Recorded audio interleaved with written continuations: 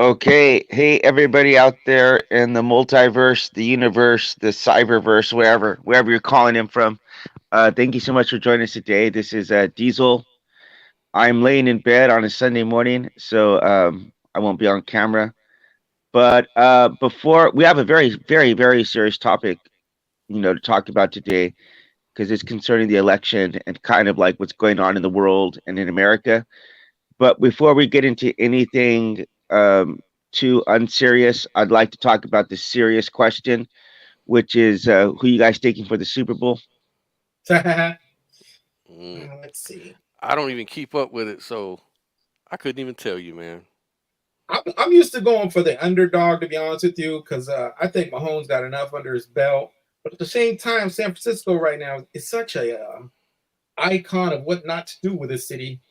I'm tempted to want a little misery, so I don't I know. know. You know what? Sheesh. I And did I will not say this, think about Isaiah. that. I will say this real quick: is Purdy the quarterback of San Francisco is a Christian, and they looked at all the players' houses, and he had the smallest house, and 16% of Mahomes' income, like he takes up 16% of the income for the team, they can spend on players. Mahomes Yeah. and Purdy takes up, I think it's like 0.4% of the team. He was the last Wow. pick in the draft, the very last pick, and now he throws just incredible, like a beam Yeah, I right. heard about that. I heard about that. So whoever that, I hope is he not the guy that's date or not on the team that's dating Taylor Swift? No, Please. he's quarterback. That's the Chiefs. That Oh, see, by that's a the way. catch 22 right there. I would like to vote for I would like to go for that guy, but I literally can't name anybody on either team except for that Kelsey guy. But I will Mhm. say, whoever is going to cause the greatest amount of distress to Taylor Swift, I'm going for that team. That's all I have to say about that. So, that being said, yeah, hopefully be a good game either way. A lot of times, I really hate when Super Bowls are blowouts. So anyway, um, so real quick, so we're going to talk about the election today, but before we do, we agreed to do just some very brief introductions about like what we believe in. I'm going to go first and set a little frame here because I am a Christian, but I do not associate with either party. One, I consider myself politically a secular humanist because I don't believe in involving my personal religious beliefs into the government. And I've been someone, and you know this, Joe, that I've been consistently from day one very anti-Trump. So you know that you can vouch for that fact that nothing I've ever done or said has supported him or the Republican Party. So I want to get that out very clearly. For sure. Cool. Yeah, so you guys, you might know me from such films as Dubshine, Electro Live. But anyways, no. So I guess I would be more of a moderate type of person. I lean conservative on probably most issues. Social issues, um, maybe a little more liberal for those because I just don't think that the government um, is the answer to how people live their lives. I think people know how to manage their lives better than the government would. So in that sense, I'm a little more for freedom or liberalism in the classical sense, but maybe economic, maybe on other things, especially nowadays. I lean conservative. Now that's not to say that I'm into this whole woke culture because I don't even know what that really means anymore. For one thing, but from what I gather, there's a lot of feel sorry for peopleism going around that doesn't really help people in the long run. Right, Actually, right. does more damage than anything else in my view. I am a naturalist, agnostic, so I'm not religious. Depending on how one defines God, I may be a theist, I may not. I don't know. I don't really care. I'm more interested in what people do rather than what they profess to believe, right? That seems to be Right. more important to me. Um, and I guess I do sort of then let these sort of philosophy or these metaphysical views influence my political opinion.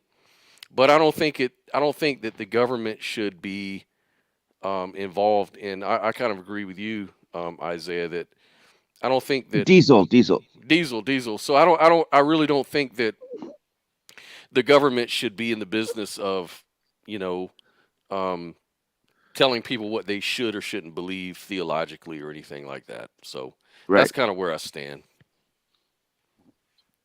Yeah, I would be considered sort of a right wing, MAGA supporting Christian anomaly a bit because I'm Hispanic and kind of grew up on more social programs and stuff like that. People thought I would end up Democrat. I think I might be the only Republican in my entire family of 50 people. I think it's not fun at parties, let me tell you.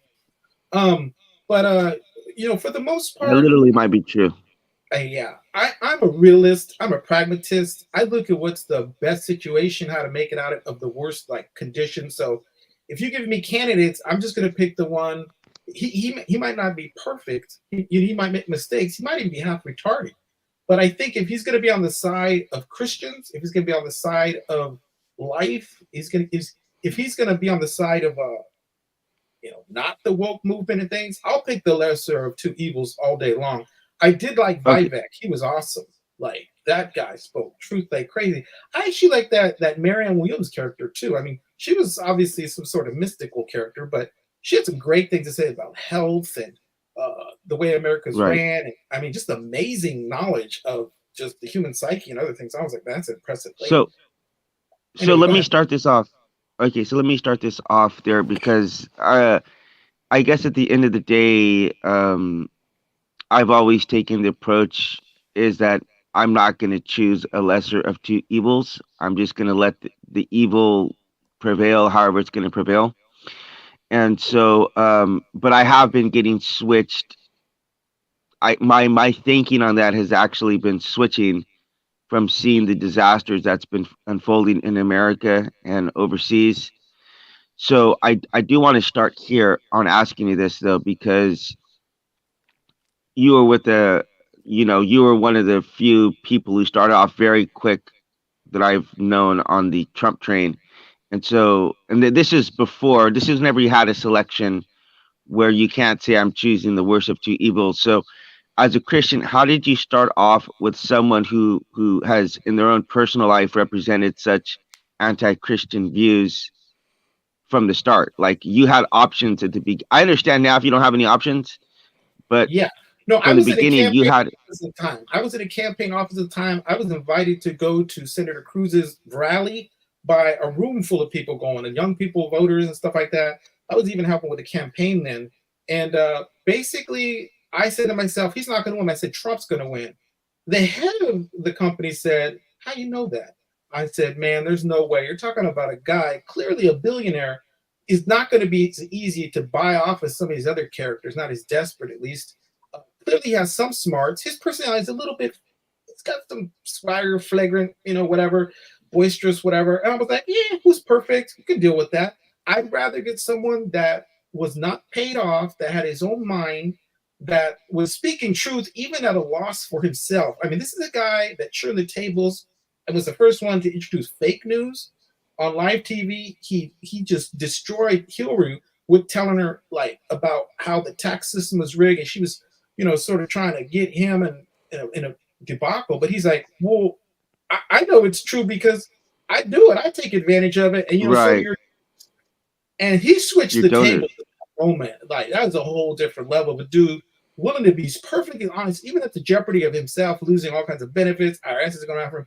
Obviously, he's suffering now. But I would rather bank on that than a career politician who just endless promises and no real uh, drive toward like making America first, because somehow the globalists have convinced us that we need to be financing all these wars, policing the world, spending money, endless money on. Anyway, I could go on and on. I'm gonna leave it at that now because you guys want to see some stuff. But So okay, so initially it was just you thought that he was a better selection just because he's not a career politician, and that's understandable. Sometimes you need like an outsider to come in who's not like tainted by the establishment. I can totally get that. But okay, And he also picked Mike Pence, which was at the time a decent Christian. And also anybody who just gives a little homage to Christians is enough for me, because as you can see, if the left gets a hold of, if the left wins somehow, either rigging or whatever in December, in November, this country's done. It's finished. Pack up your bags. They're going to be closing Christian schools. They're going to use hate speech to just censor everybody. It's going to be a nightmare, the likes of which you've never seen. I'd say the tribulation is going to begin then, to be honest with you. That's how serious I think this election is. How confident are you that he would kick that the tribulation would be kicked off? Oh my gosh. I'd put it at like about 80%, because whoever coming after this man of lawlessness, Biden, is gonna be a character that is going to be, I think, in cahoots with the globalist, put there by the WF and Bill Gates and that whole realm of uniparty characters, just trying to. But there's going to be so many events that take place in order to put that character in time. There's going to be sicknesses, continual flooding. There's going to be riots. There's a strategy in bringing migrants here, and it has to do with just census numbers is one, and how much. So the migrants can vote. Give them voting rights, and also cause chaos. Because see, chaos, when it gets escalated to a certain amount, people are willing to give up their privacy rights. It's going to start off with migrants shooting. We got to track them better. Then they're going to put up cameras. Then they're going to track everybody. Then it's going to become more of a system. Everybody's going to be willing to hand over their rights and their privileges and their everything, freedoms, in order to get protection. Do you think under Trump that would not happen? That would not happen under Trump. No. I mean, yeah. No, good. He answered the question. Yeah, no, I don't think, no, definitely. I mean, just because Trump, I think he's going to choose the South Carolina senator, I think, Tom Scott, was it Tim Scott? He's a black conservative. He's evangelical. He's big time in the evangelical community. If he picks him for his vice president, that is essentially setting that man up to be the next president. He's only got one term. And if anything happens to Trump sickness-wise, we have a black evangelical president in office, a real one, because he's a real evangelical, just like Mike Johnson's House Speaker. He's a real evangelical, intelligent evangelical. Yeah, this video is definitely getting demonetized, but it's all good. All right, so interesting. Okay, so I don't even want to. Okay, yeah, actually, no, I do want to probe a little bit into this, because for me, okay, so let's start here. For me, when I see the Ten Commandments and done a little bit of research into this, but what it means to say to take the name of God in vain, okay, there's an interpretation of that, which is when you say to take, it's like not to use it, not to have it upon you, in vain, without a purpose. So what I interpret that as is that God would be much more offended by you using his name to go about your agenda than you just saying, oh, God damn it, or whatever. Like, it would be a lot more offensive taking the name of Christ upon yourself for political points, or to accomplish whatever agenda that you personally want. That you scratch out certain parts of the gospel and you fill in whatever you want. But then whenever something comes up like gay or transgender people, then you abruptly say, oh, we got to be this biblical literalist. So I find it so offensive that the right wing, they'll conveniently play the Bible card whenever it suits their needs. But whenever it doesn't suit their need, then they'll just, well, we live in a free country or whatever. What confuses me is like just entering that worldview. Let's say I enter the Christian worldview. What would really throw me for a loop would be, how do I know the difference between a savior like Trump and an antichrist like Trump? Like, how would I know the difference? when I see like some of the things that you're mentioning, like some of the some of the language, some of the he's paying prostitutes off or whatever the case is. Those sort of things would be against Christian values. But on the other hand, he would promote like, you know, we don't like trans people. We don't, we want to plant those seeds of hate or whatever, if you want to call it that. See, Um, how would I know the difference? Like that would be what would throw me kind of for a loop. Yeah, I well, think there's a couple filters you got to go through. I think as a Christian, if you're really thinking wisely about the whole thing, and that is, they're called loops, Joe. They're not called filters. They're called loops. lenses or something that I mean, No, you look, got to jump through a lot of loops to get to where you're going. But I'm sorry. right, like a maze to get to where. Here's the thing: if you're a Christian, you recognize that everybody needs salvation, and some of the people in history that have done the most for Christians have been guys that teeter on, I don't know, sanity before. I don't. We're talking about like Constantine. He was he got transformed by this thing he saw in the sky, like that was going to help him win a war, and then suddenly, Christianity was oppressed, throwing him the hungry lions and what have you. But this guy, in a single edict or whatever, like suddenly Christianity goes from being 3% to 50% of the country, practically. The whole Roman world transfers. Now everybody can criticize whatever Dark Ages and all these other things, but you have to look at certain people like David too in the Bible and go, is this a perfect guy? I mean, this guy's a murderer, a rapist. I mean, he's so many things. I mean, this guy, adulterer, you name it, kills me. I mean, but this guy's a man after God's own heart, and this is a guy that intimately knows God, and he was a leader, and he's got to kill Goliath, but at the same time, anyway, there's a lot you can go into there, but as a Christian, you learn, you take the flaws of somebody, you go, okay. But nevertheless, however you look at Trump, he nominated conservative Supreme Court justice, which was going to be in the land for the next 20 years now. It's going to be hard to get those guys out unless somehow you murder them. So Yeah. what Christian value is Trump promoting or like with Nero, right? For example, with Nero, we can easily point to, well, he saw a vision and then he I think he converted over to Christianity, and then he made it a state religion, right? And he invited all the pagan holidays and kind of mixed them up so that everybody could comfortably convert over, right? Yeah. Great thing, great for Christianity, right?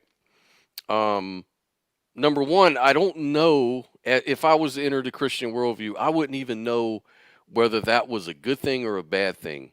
I know Christ said that, you should carry your cross and follow me. And, just as I was persecuted, you will be persecuted. It seems like if all the persecution goes away, then you're no longer following in those footsteps of being persecuted anymore. And it seems like you're being led into this comfortable worldly, you're becoming friends with the world, and it's more comfortable for you. So I don't know if I was a Christian whether I would really trust that. And so if we're gonna like extrapolate that over to Trump, if that's the right word, what values is Trump really promoting that are helping Christianity along or helping the message, the gospel? Oh my gosh! In comparison to Biden and these Democrats, oh my Lord! I mean, I mean, without comparison, I mean, like anybody can well, compare, but pro-life. I mean, like, gosh, the guy installed Supreme Court justice at overturn Roe v. Wade. Millions of babies got saved. I mean, our pro-life. birth Okay. rates in America are disastrous. We're talking about, I mean, as it is, white people, in a couple of years, you guys are gone in terms of being the majority in the country. Not that I have anything to do with race or anything, but it just shows that at one point, it is a big deal, birth rates. It's a big, long discussion on that one. But, just how God blesses a nation. Remember, there's no more lands to discover. There's no more continents. Everybody can look at history now and see how nations have panned out, what worldviews they chose, how that all worked out for them, and how is it that the world is running to America, an evangelical hub of just amazing legacy of Puritans, of scripture, screw all this misinterpreting of the Constitution. They taught the Bible in schools until about 1860, and it was mandatory, or you weren't even a legit school. I mean, Harvard and Yale, all these schools, they were planning to train pastors. I mean, they were planned by evangelicals, And you look at a place like where Isaiah lives. That place was a pile of dirt in the 1950s. After the war got over, the guys didn't have nothing. They didn't have a tree that was longer, that was bigger than 12 inches probably in the whole country because it had all been torn out, ripped away. The That's actually true. Yes, the evangelical Protestants, the Methodists, they came in there and built universities, they built schools, they served these Hospitals. people, missionaries, hospitals. That country is an ideal. Now they got the 10 largest churches in the world, and probably per capita. Right. And I could grant that and agree, right? But I guess what my question is mainly like, how can you trust that that's part of God's will? Like, even the devil can do good things and seduce you through comforts and healthcare and infrastructure and things like that. I guess if I was to enter the worldview, like I say, how would we trust that? Like, for example, you mentioned pro-life, like that was one thing he promoted, but I'm not really sure how does pro-life, how is that part of the Bible? I don't understand. Well, Isaiah, I'm gonna let you take that one. If you can't take that one, I'm not even sure if you can carry it. I don't know what scripture is that based on. Oh my gosh, man. I mean, that's like the whole of the New Testament. I've come to have life more abundantly. I mean, there's a passage, I think, in Isaiah that says, like, basically that these people were sacrificing babies to Moloch and Baal. And God says, I have never asked that for you. And he says, never did that enter my mind. Right. But I'm thinking of, when it comes to God's enemies or it comes through, like, say, the purity test, like where the priest would say, if you eat, if you think your wife's unfaithful, she should eat the dust on the ground. And if the baby is aborted, then that's her punishment. And then if if she doesn't, if no baby's aborted, that she wasn't pregnant, so that no one really, knocked her up. So you don't have anything to worry about, the purity test, right? And as far as killing baby, well, it's kind of like weird because God actually commanded infants be killed as long as it was the Canaanites and the, Amalekites or whoever, the flood in Noah, infants died, babies died on that. So it seems like God isn't really pro-life when it comes to certain situations. It's all kind of relative. So I'm just wondering, how does the pro-life argument translate into true Christianity? I guess that's where I'm kind of confused. Yeah, it's hard to imagine a God that actually has choices and can do his own things, a sovereign God that basically he defines justice, he defines mercy. He is the pinnacle of it. Now, there's a passage in the New Testament that says that I have done these things and I've written them down to keep you from setting your hearts on evil things as they did in the past. God lets history play out with or without his hand in certain ways just to show us who he's had tons of mercy on in this country in particular. So much grace, so much blessing, so abundant. We have more seminaries and bookstores in this country than they have in the whole world. I mean, and our population is what, 350 million or something like. And so he wants you to look at that and say, did I do that to you? I made those people walk in the desert for 40 years and die there rather than, see the promise that what have you, like. And you can look at that, it's cruel, but then you can also say, man, he is setting his son in our age. Then we can see his face. We see the death. I mean, people would have died to have seen the day of Jesus, and like, I hate to say this, but God has a prerogative to do with what his creation he was, and nobody can tell him anything. And that's it. And you can either stand there and accept that, or you can take another road, and many people do, the majority of society, I would say, and you end up in a different that's world. fine. Like, I wouldn't have a problem with that. Like I say, I'm entering the Christian worldview to say that, God can do with his creation what he wants. That's kind of like beside the point. Like, if a person aborted their child, let's say a lady got knocked up by an affair she had, and she got an abortion. By a politician. Yeah, like a politician or Trump. Just so we're sticking with the theme. Yeah, so let's say Trump went and made what's her name pregnant. Yeah. And she got an abortion. She was married to someone else. Stormy Daniels was married. She had an affair with Trump. She had an abortion. How is it wrong? Because I don't know any scriptural reference for that. So I guess what I'm really getting Thou shalt not murder. Thou shalt not murder. 10 Commandments. I mean, it's pretty basic. Like, I mean, there's certain authorities underneath military commanders and kings that give people a right to kill. That's given in But scripture that too. wouldn't be murder. Murder would Murder is be an innocent baby in the womb. That's definitely murder. I mean, if you kill a woman, right, and she's pregnant, wait. Who is innocent here? The the baby? baby's innocent. Okay, so when God commanded David to kill the infant, right? Was the Abraham. baby? Yeah, Abraham, or Yeah. well, not only Abraham, also I think it was David, in one verse. Trying to remember the story. Um, and the baby got sick, suffered for like 7 days, and then died on the command of God. Yeah, he's Um, praying and trying to even make it even reverse. even well, let's make it even simpler. Yeah. The flood of Noah, the children, Yeah. the infants. Well, the children and infants were going to grow up and be evil, Yep. right? But see, the thing is, they were infants. So how do we know that these children today are not going to grow up and be evil? Well, no one's actually particularly innocent, in the sense of, I mean, like, Right, we're right. humans born in this Even planet. So better. I mean, Very good everybody's point. evil. I mean, Everybody for sure. deserves to die. Yeah. And not and really, let me even put it to you this way. Yeah. Let's say, would you say that, let's say you had 10 kids. Is it fair to say that that there's a possibility that maybe even most of them will reject Christianity and go to hell? According to scripture, the majority, probably I would say as close as 90%, maybe more, are going to hell. Right. So by them not being born, and do you believe that all babies go to heaven? You said they're innocent. So if a baby's aborted, it seems like because they're innocent, like you said, they're unborn, they'd go right to heaven, right? There's a couple different passages that you could look at. One is actually when in the 40 years walking through the desert, there was people that were only not going to see the promised land, but everybody underneath 20 years old there, they got to see it. And they said this is not it was this dumb generation afterwards. There's also, I think, another passage in the New Testament. It talks about, I think in Revelations, how people will receive their children back, and other ones that indicate something about a kid's rationality versus. But here's the thing, though.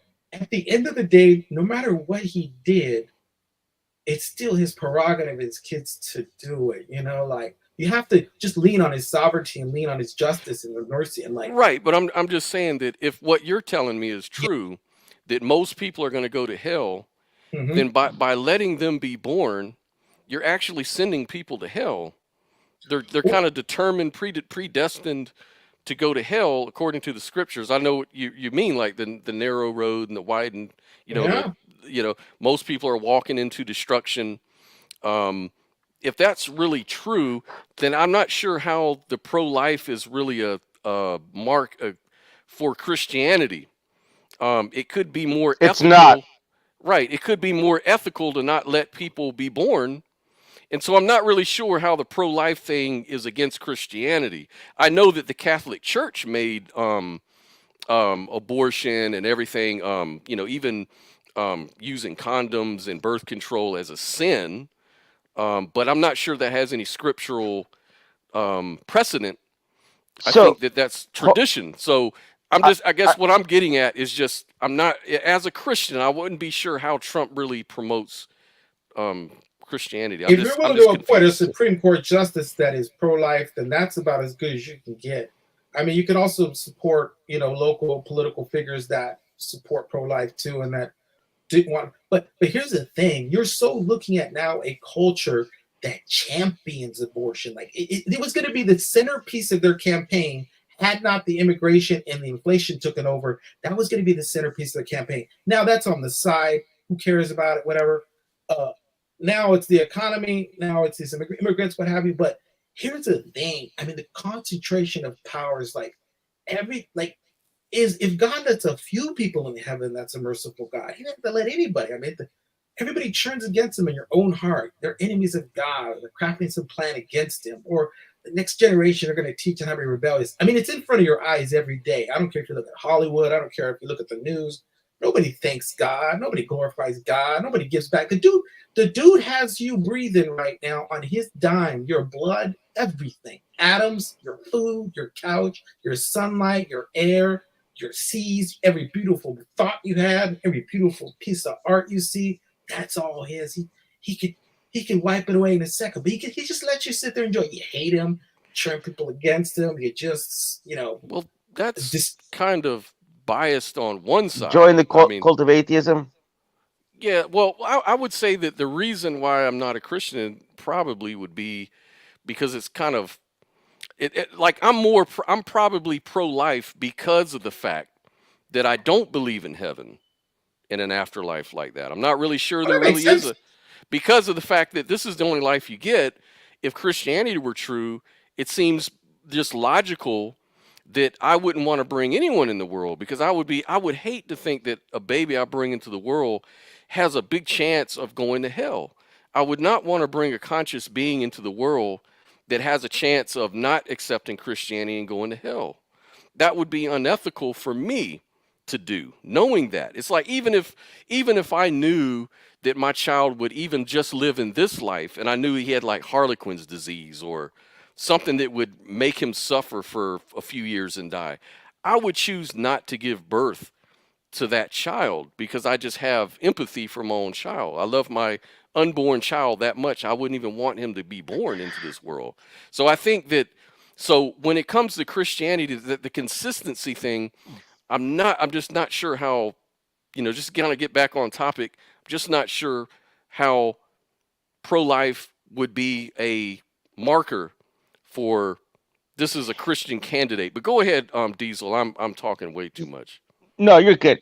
And actually, I don't want to get too focused on the theological aspect Yeah. of all this. I was just kind of curious because, um, when I'm looking at this objectively, you're attacking the weakest. Dub, you're attacking the weakest part of this argument because Mm-hmm. if you're looking for kind of consistency inside of the right wing, you're just not going to find it. And this is one of the avenues in which they expose how absolutely hypocritical they are on these positions because every other position that they hold shows that they don't actually value life the way that they claim that they do. And I don't want to go down the whole list of that, but there's tons and tons and tons of examples. But I do want to. I'm That I very would give you, by the way. specifically. That I would give you. By no means am I endorsing like the entire Republican agenda. I mean, these are some cruel folks. They would step over my dead body, you know, without social programs. I'm sure that I would be dead or in malnutrition to the point of retardation. Sure, I grew up on them. I mean, I think about it now. I'm like, but now, why would I vote for a party that would take away those things which I grew up on? Uh, Good point. yeah, that's a different level. That's a different scale of things. Obviously, it needs to be refined more and more. Compassionate. Anyway, I'm totally with you on that one. And by all means, Yeah. yeah. So I mean, that being said, though, so Joe, from day one, I have said, because look, the thing is, at the end of the day, I don't really care. I don't really care. I don't get caught up on elections. I've never donated a dollar. I maybe donated $20 to Dennis Kucinich whenever I was in college. I'm almost certain I did. But in no other point in my life have I donated a single solitary cent to any candidate, and I never will. Because I would rather you. The thing is, in my personal opinion, delegating delegating change to like politicians, it takes us out of the game. Like we could be using our dollars, we could be using our time, and actually making a meaningful difference, and yet we spend. I mean, people donate billions, millions of dollars to someone like this DeSantis dude and Vamaswamy, whatever. I don't know how do you pronounce that guy's name, but Ramaswamy. and then they take one single punch in an election and then they bow out. It's like you spent all this time volunteering for this guy who's going to go in through one single night and bow out, and you've donated all this money you could have been using to actually solve some of these problems that you're complaining about. So I don't give these guys 1 ounce of credit. I don't give them 1 ounce of my time. Like, I think both sides, they're equally as corrupt. Okay, one side you might argue is a slightly less corrupt than the other one. That's just where I'm starting from. Okay, but I do have to say that, okay, so living overseas, I'm not entirely just interested in what's going on in America. Okay, if I was in America, I might be a lot more primarily interested on America.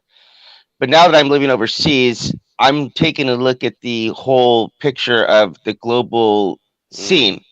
And so I see, when Trump was in there, he was accomplishing the absolutely impossible what he was doing with Israel. I mean, getting the kind of the peace deals and the recognition from states, it was truly unbelievable.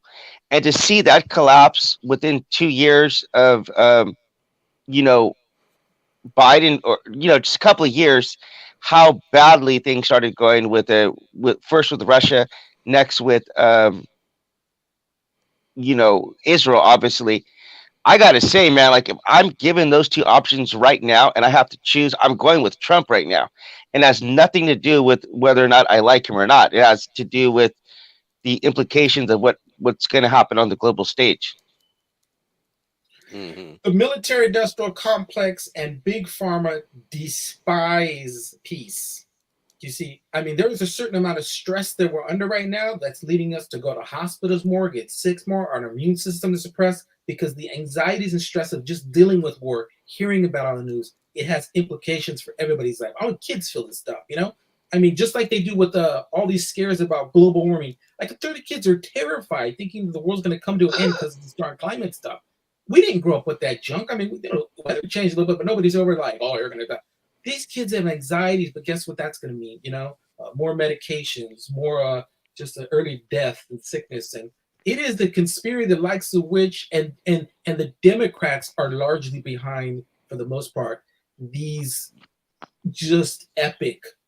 Uh, I mean, it's hard to put into words. If I told you about all the information on the vaccines themselves, now here's what I will say. This, and I'll cross over now. Trump was not smart enough, but a lot of people weren't. Even doctors weren't. I mean, probably 89% of doctors. Well, actually, probably about 80, I think, about 80%. Nurses, everybody trusted science, took these vaccines and everything. Trump didn't recognize, he was trusting the experts like everybody else was, you know? But come to find out, this is like a bioweapon, this thing, man. It is making people sick. I don't care where you're at. It is attacking ladies' fertility rates, sperm count in men. When babies are born, the placentas look awful. There's myocarditis. There's these spike proteins that are in your blood accumulating. And you go online right now and track down some of these sudden death characters, man. It will scare the living daylights out of you. And the degeneration of the human reproductive count throughout the UK. And anyway, that the Democrats are behind that system. They're supporting that system. They want the deep state to win. They want, just they're willing to flood the country. And everybody's mad about this Trump and his tweets.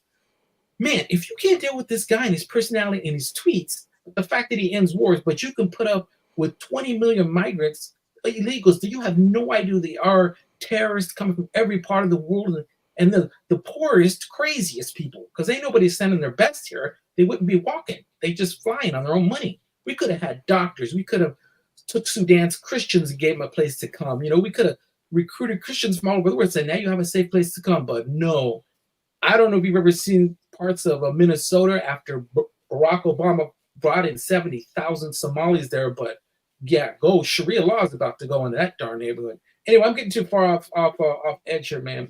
There's a bunch of different ways you could approach this stuff. Well, so very, I don't think I need to ask you this question because it's kind of obvious, but you obviously don't think this Hamas would have been emboldened under with Trump there. I mean, but that's just kind of obvious fact, right? Because they didn't. Depopulation is a real thing. I mean, if you're not scared about Hawaii, if it doesn't scare you, hold on, just you're jumping all over the place. I'm trying to talk about something very specifically. Yeah. I'm talking about what happened in Hamas. So bringing up vaccines or Hawaii, like Sudan, like none of that makes sense. I'm talking about something very specific right now. This is about as clear as I can get right now on that subject. Christianity is at war with Islam. If you do not see that everywhere, the West is at war with Islam, Iran, the Islamic countries, okay? They want to kill Israelis, God-fearing theists. They want to kill Christian Americans or people part of the West because our ideology is largely linked to Judeo-Christian ethics. Okay, so they're populating Europe right now, but soon that thing's going to burn to the ground within 5 years. Those Muslims are already 50% of the military in Germany. They're flooding the whole country. I mean, it's done. Europe's done. I mean, it's such a problem. Now, the devil comes to kill, until and destroy. So he doesn't care who's fighting who, as long as someone is dying, as long as it's stealing something, as long as someone's destroying something. So some of this rationality can't be really applied to people because there's demonic forces at work here. I mean, this is, if you can't see that, that's the part about not having a Christian worldview, is because there's certain things you can't even begin to explain. Why someone would intentionally go against their country's wishes? Why would you flood black neighborhoods with migrants, knowing that these people are poor, they have so little? Chicago's already crime-ridden, and you're bringing Venezuela gangs into there? I mean, and you want to vote for this party? These Democrats that just did that to you, that told you were going to have freedom, your support. How are you supporting democracy if these migrants who are going to have 3.5 kids and the blacks are going to have less, and they're going to take your vote in less than one generation in your neighborhoods? That's it. You're done. All your democracy, whatever you're thinking, they can do whatever they want, and they're going to vote all your money into their coffers. And it's more of a welfare state, more of a socialist state. I mean, it is a plan that, unless you have a Christian worldview to make sense of these things, it's just going to give you anxiety and make you a little crazy, really. Hey, Dubstep, what are your thoughts about what happened with Israel and whether or not that would have happened under Trump? I think it probably would have happened under Trump. I think, but I mean, I could be wrong. And the only reason I say I could be wrong is because they thought Trump was a bully, which is a good thing. So if they thought Trump was such a bully and so pro-Israel, they may be fearful. They may say, well, this Trump guy is kind of unhinged. He might actually jump in and help Israel destroy us. So they might have second thoughts on that. That's a very, I think, plausible idea. But when I look at the whole thing, I look at the fervor that Hamas as a terrorist group has. They've been doing this bombing and everything throughout. I think even during Trump's, when he was in office, they were doing certain things. I think definitely they sent missiles into Israel. I remember that. So that didn't really stop them from doing this stuff. It's just that maybe they stepped it up knowing that Biden was in office. That's very plausible. But yeah, I mean, with the Houthis, you got to remember, man, they were on their terrorist list for America. Mm-hmm. Trump had on there.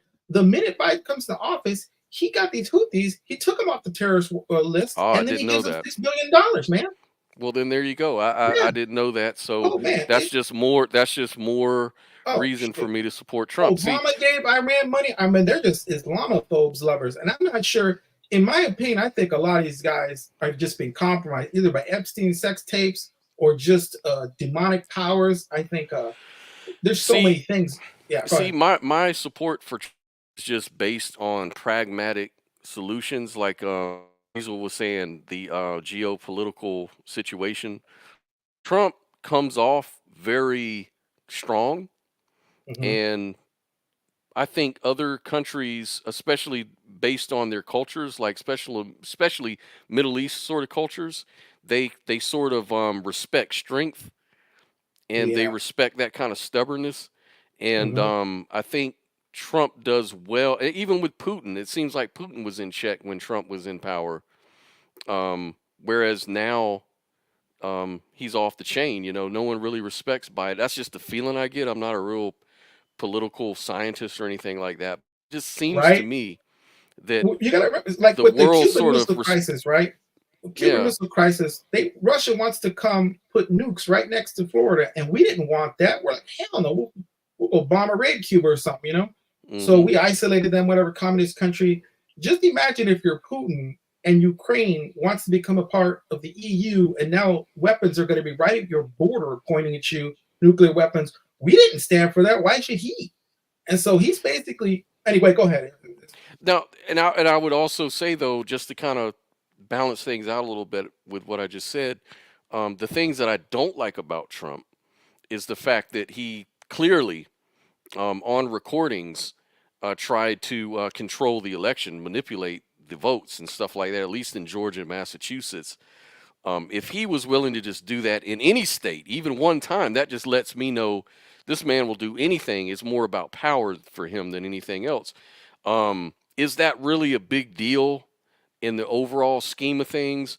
I don't know. I'm kind of split on that. The thing about it is that better than having a Biden or another weak ass president? I don't know. I kind of still lean towards Trump in that respect, though, to be quite honest with you. Even though he would be like, even if Trump would be a dictator, maybe authoritarianism isn't as bad as we think. Maybe there's a place for authoritarianism. I'm usually against because I'm against these far left progressives. They're authoritarian. Oh God, beyond anything. Big time. LGBT people get a hold of your school or your district, you're done. But one of the things maybe we're under authoritarianism anyways. It's just kind of placated, or maybe it's all just semantics, and it's all smoke and mirrors, and we're all under the same authoritarianism, just by a different party anyways. So I don't know. It just seems like Trump did. I had more money in my pocket under Trump. I know that. I know that the black community sort of came up under Trump. It seemed like the geopolitical situation. Yeah, he did a lot of great things. Yeah. So hold on one second. Visit Don King. Second. Yeah. So I don't think that you definitely can't exclusively blame Biden for this, because a lot of this stuff did start to get really bad under Trump. Okay, especially because you had a lot of these riots take place under Trump, and the lawlessness that went down. So I do want to show you guys a couple of clips, and that I procured off the internet today. So you guys take a look at this, and then we'll discuss them. All right, here we go. Half-conscious addicts with deep sores and bent backs are becoming a more frequent sight in several countries, especially in the US, where the zombie drug has recently gained traction. The zombie drug xylazine, also known as Tranq, is originally an animal tranquilizer that is both cheap and easy to access. As a result, it has made inroads in illicit drug markets. The use of xylazine was first reported in Puerto Rico and Philadelphia in the mid-2000s, but experts say that it was in 2020 during the COVID-19 pandemic that its consumption increased exponentially in Philadelphia and in other states. Now you got this one specific. Oh, go ahead. Hold on, this one's specifically coming out of San Francisco, Joe, because you mentioned San Francisco and being an underdog. Maybe they need this victory right now to. I don't know. I kind of don't really like when people say stuff like that, because like winning the Super Bowl ain't gonna help this problem right here, man. People are gonna feel good for one day, and then you got to come back. Then you got to go buy your groceries at the corner store, and you have to run across this. So look at this. Yeah. We're good. We're good.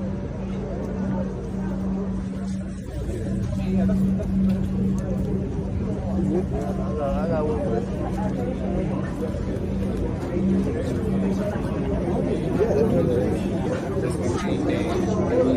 2 a.m. Market Street. Out here with World Peace Parker. We're good.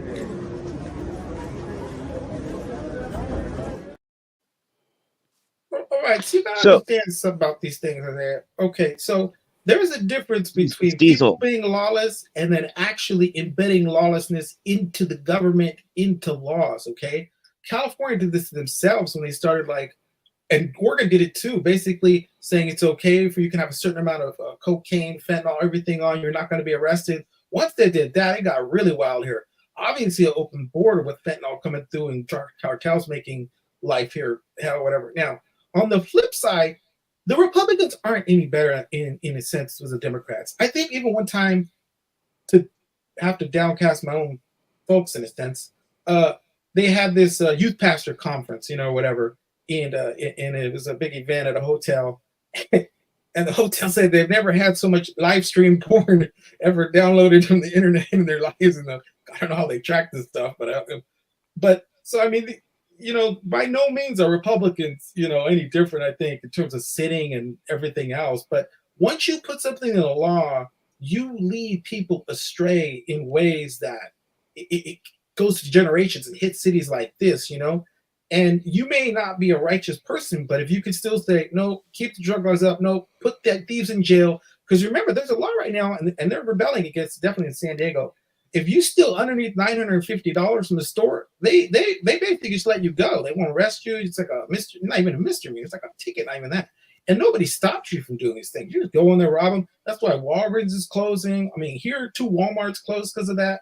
People are just walking in, and you can't stop them. The security can't even go after them and stop them because there's too much liability with injuries and what have you. And you live in Portland. Yeah. So yeah, so there's that. There's 2 things. One, as you were talking about, the being too soft on crime, decriminalizing drugs. Because I was looking at what the difference was between whenever cities like, Oregon decriminalized drugs and other places like some Scandinavian countries that decriminalized it. What the difference was that there was a solid infrastructure for rehabilitation, and not only that, but their criminal system. When you go to jail, it's not all about trying to punish you. In fact, I'm relatively sure that their prisons are more comfortable than either one of our houses that we live in. I don't know, Dubstep, it might be exception to you. I could definitely tell you this, that those criminals live better than me. But the whole idea is that, like, you have to try to, deal with the underlying issues why people would be abusing drugs in the first place. This is actually one of those reasons why I was saying I don't put 2 ounces of stock behind whenever Republicans say that they're pro-life, because then you have people who develop drug issues, and then their idea is like lock them up, throw away the key. They're not even focusing on trying to, help these people to get reincorporated back into society. So I don't, Right. I mean, yeah, that's my whole thing. The consistency argument is that and I've talked to a lot of so-called conservatives that say, why is it our problem when people want to do drugs? They did it on their own free will. Why is that my problem? Why does my tax money have to go to help these people? Let them go to hell. Who cares? right. And then they're like, make better decisions. Good point. That's their whole. And if they're consistent, then they don't really should care about that. But the thing is, I'm more. I can look at it from a very selfish aspect. Like, I'm for welfare, right? Not because I want to be on welfare, not because I want people to be on welfare, but I don't want people robbing me and my loved ones. If Very people true. didn't have a social net, they'd be out here robbing you. For sure. No joke. That's just facts. I mean, when people are desperate, they do desperate things. Right. And so you have to be compassionate for your own well-being, not just for them. Joe, There's ways you can look at it. Joe, sure. what are your thoughts on this? Why do red voting counties only contribute 30% of yearly GDP? There's a lot of impoverished reds. I mean, because it's the deep South, most of it. I mean, you got Arkansas, Mississippi, all these places are poor. You can call them whatever you want, Hicks, or the God, what did Hillary call them? The freaking what was that one word she used all the time? It's to describe certain kind of trend or whatever. People, deplorables. Yeah, there you go, deplorables. Yeah. So, I get it, so, but here's the thing. Is it interesting to you that people are flooding to these states like Arkansas now, even though they're simple, people are flooding there, Texas, We're talking about conservative, gun-toting Christian states, Florida. You know, their Country populations are bumpkins. growing. People are escaping New York. They're escaping, California. I mean, they're leaving Chicago. I mean, big old businesses because they can't even. The Citadel left Chicago. How much money they lost because of them leaving? He said, "Well, yeah, one of my employees got robbed on his way to the car. I can't have that. Moved to Florida, boy. Now he's setting up whole entire companies there." And like, same with Elon Musk. I mean, the guy moves to Texas, yeah. Yeah, Texas, Austin. So, and people are going to flee for just pure safety. These migrants are going to take over these cities in such a way, the likes of which we have never seen in Chicago, in LA, anywhere they're giving out sanctuary cities. We haven't seen nothing. This podcast right here, as we see these things, oh my gosh, man, go ahead, feel free to comment. I mean, obviously, we're going to see that in the beginning, though. The solution was to have a tight border, deport criminals. If you get arrested, the lady, the Hochul in New York, she's over there like, somebody got arrested for hitting 2 cops, and like they let him out of jail. And this guy's flipping people off. And you're like, is this logical? And nobody knew. Everybody knows. I used to live in Massachusetts too. Nobody touches a cop, man. Them dudes will come shoot you, basically, And suddenly these guys are just freaking. But it has to do with lawlessness. And once you start embedding that in the culture, and when you look at Hunter Biden, let's say, for example, and Biden, this guy has no skills, never had a business. How in the heck does this guy, millions of dollars coming in from foreign countries? He's got houses everywhere. His son is selling $500,000 paintings. I mean, and he's never done anything either. There's wire transfers everywhere. The double-sidedness of the law, lawlessness works a couple of different ways. One, you can embed it obviously in the law. It goes to other people. One is you just exemplify it. And once you let Hunter Biden go, if a black man did what Hunter Biden did, he'd be in jail 20 years right now. Mexican did it, heck yeah, they would just lock away the key on me. I mean, and so when you see that in higher up offices, it's like giving a license to people. Well, shoot. I mean, and on TikTok, when they start sharing videos of just slapping white people on the street or robbing stores and not getting caught. And I mean, and here's the funny part about it is because, and here's another thing when it comes to social media. Now that we're out there real quick. Okay, the Democrats control social media. They did misinformation. They didn't let him hear about Hunter Biden's cases, or they protected Biden from bad posts, And once you get that sinister, once the government starts controlling freedom of speech, and that's one of the reasons Elon Musk is so pivotal in time, and they should write books about the guy, is despite the fact that he doesn't fear God, he's got a bunch of kids everywhere, and at least he's being fruitful and multiplying. But he still nonetheless is protecting freedom of speech. He said he went in there and he looked at all these orders of the way that Twitter was set up to suppress conservative posts and expand Democratic posts. Same thing with Mark Zuckerberg. These algorithms are designed in such a way so that they silence conservatives and they just pick a megaphone to Democratic Party. And it promotes business, because if there's some sort of social programming or engineering going on to say this is what we're going to control, what people value. Yes. And we'll use the algorithms to kind of control language and control the way they think and what they value. Then we'll be able to sell them things in a more targeted fashion. Oh, for sure, yeah. And now they're spying on us galore, and there's nothing you can do. Like you're just yeah. Go ahead, Isaac. Look at this one. He says, one, Democrats, Republicans, they're all bought and sold by more or less the same corporations. Also, we have Elon is very selective on the speech he protects. What are your thoughts on that? He's not a perfect man by any means, nor is, there's such a fatalistic approach that they want you to take right now with voting. They want you to give up. They want you to be hopeless. They want you to just just let them do what we've done that for like decades now. Just let them do what they want, especially whatever. Budget, pork boil spending, all these things, right? But now finally when inflation hits you, you realize what money printing is really doing and how you just can't print your way out of, debt and all these things. And now that it's in their faces, if people had any idea how this system is rigged against them, the middle class is gone. It is now 2 classes. There's about the top 5%, maybe 10% at most. These guys own 90% of the stocks. They're the billionaires, millionaires, the owners, their asset prices have went up extraordinary because of inflation. And here's the thing to look at right now, and this is the most pivotal thing maybe in our time that we're going to see or something. If the Fed drops interest rates before housing prices have dropped, it's done. That is done, my friends. BlackRock, State Street's Vanguard, they're going to buy up all the homes in America, make everybody renters as they can. I mean, you have to make $110,000 a year right now just to buy a $400,000 house. So, and how many people make that, you know? So the reality is this is so pivotal right now within the next few months. And Biden right now, if he wants to protect the middle class and the democracy, everything that he always says, right now he would outlaw corporation and foreign buyers from buying homes in America.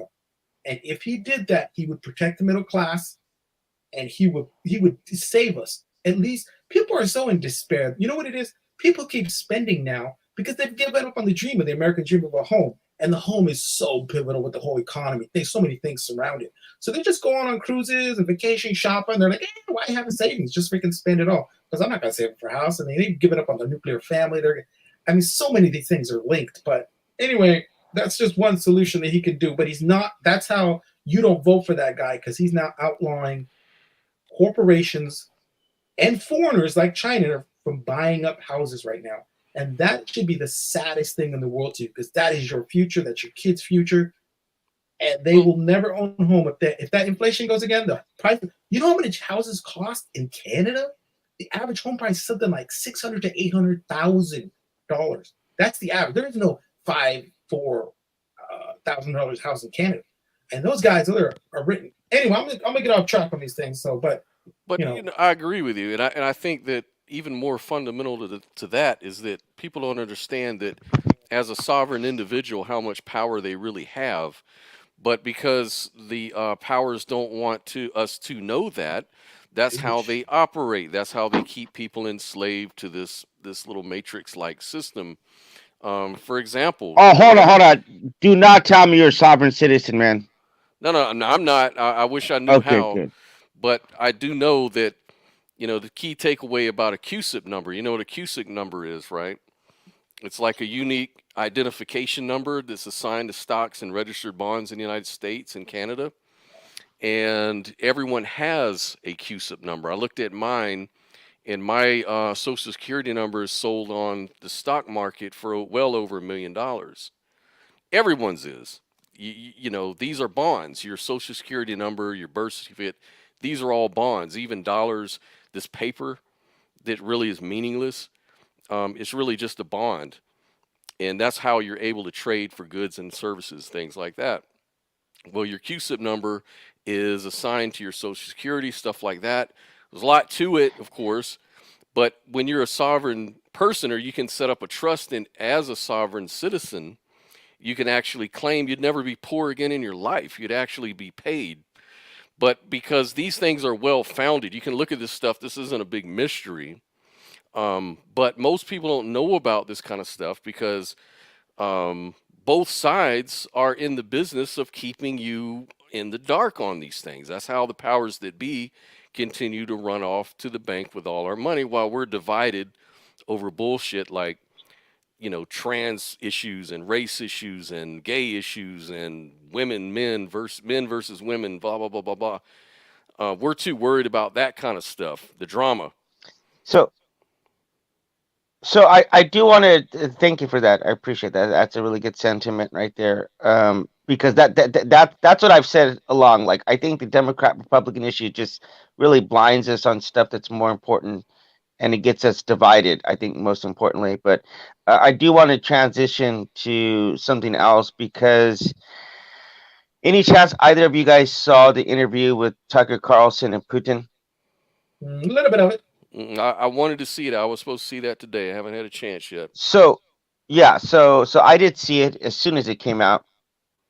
Thought a few softball questions. I don't know. You can't really push somebody that hard whenever you're interviewing them in their country, and they're known for, you know, jailing, you know, news people. So you can't push too hard. I mean, there was a little pushback. But I mean, if I was there, I'd probably be like, Mr. Putin, you're the greatest guy who's ever existed on this planet. So just don't put me in one of those Russian jails. But anyway, um, I think though, whether or not whatever you think about Putin, because I've said this very clearly, like um, when you're thinking about a situation, let's say Palestine or Ukraine, Russia, right now, those are the really big ones. Like, there's two sides to every story. You know, everybody wants to just approach it and think about the side that they favor, their position, their tribe, and so you don't stop to analyze and really think about what does this look like from the other side. And so Russia specifically has had some devastating invasions done upon them by Japan, excuse me, Japan, France, and Germany. And so when you've had that take place, you know, in your history, it is going to make you naturally apprehensive and nervous about getting invaded again. And so I'm not sure how much of that is just a justification or just a pretext, but you can understand from their perspective why they are nervous about a Ukraine like joining NATO. I mean, in my own personal perspective, if that was really they were really nervous about something like that, you would just join NATO. You know, you would just make it a priority to join NATO and say, all right, let's just have a side that no one's going to even think about messing with, because you're not going to mess with United States and Russia together. You know, maybe individually you might screw around, F around and find out. But that being said, it's like there's always two sides. There's always two perspectives onto what's going on, you know. And so I think that he was able to present his side very, succinctly, logically, rationally. It may not have been 100% right, but he was at least cogently having a very clear conversation, at least as far as what translate. He could have been speaking absolute gibberish, and the translator just cleaned up what he said. But if the translator accurately said what he said, then he was it's a logical interview. You know, you're not going to walk away from that interview and saying this guy's a geriatric, like suffering from dementia. You would not think that, regardless whatever you think about his position, you know.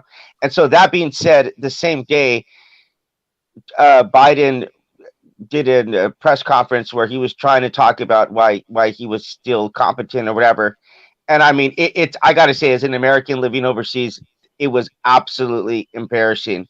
Like, to see somebody struggle through some very basic questions about their competency. I just don't see how America's taken seriously on a world stage, given that, you know. So I want to get both of your opinions on that, if you happen to see that. If you were a hiring manager right now at KFC, you would not let Biden operate a cash register without monitoring. I mean, like, are you counting the change out right, sir? Are you sure you know what that order is? Can you track that order? Can you bring this dude has the nuclear code. That's messed up. It's reality. You wouldn't leave. Would you send him to the store to go get your electronics and like bring it? I mean, you wouldn't send this guy to do anything. You wouldn't trust him to go fill out paperwork for you, or hey, can you go handle that legal situation for me? This guy, it's unbelievable. He could take. He's low energy, man. He's low energy. It's like, you know. Oh my gosh, this guy's low. No, Ted. I thought Ted Cruz was a low energy guy. Low energy. Was it low energy? Or no, Jeb. That was Jeb. Jeb Bush. Low energy. Jeb. He has dementia. By the way, a really good comment. A really good comment by I was just thinking about real quick that if the RHE goes down in the annals of history, and there is a RHE Hall of Fame, straight up Scott Williams, because of his contributions, is going to be a janitor in that Hall of Fame. But another all-star we got here is Mage Greywolf. He's made some great contributions. No, seriously, Scott, thank you for your contributions here. But this is an interesting point. Imagine if Russia had something like NATO and Mexico wanted to join. That would make Americans very nervous. I'm sorry about that. I just had to read that joke, but please continue. By the way, I'm going to be off screen. I'm going to be off mic for a few minutes because my family's just waking up. But I'll be jumping back on. Okay.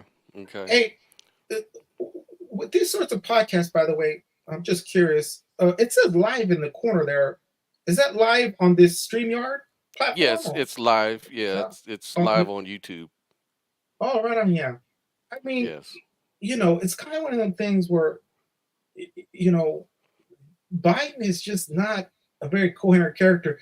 Now, sadly, I'm not sure I trust Kamala Harris to take his place either. No. You know what I'm saying?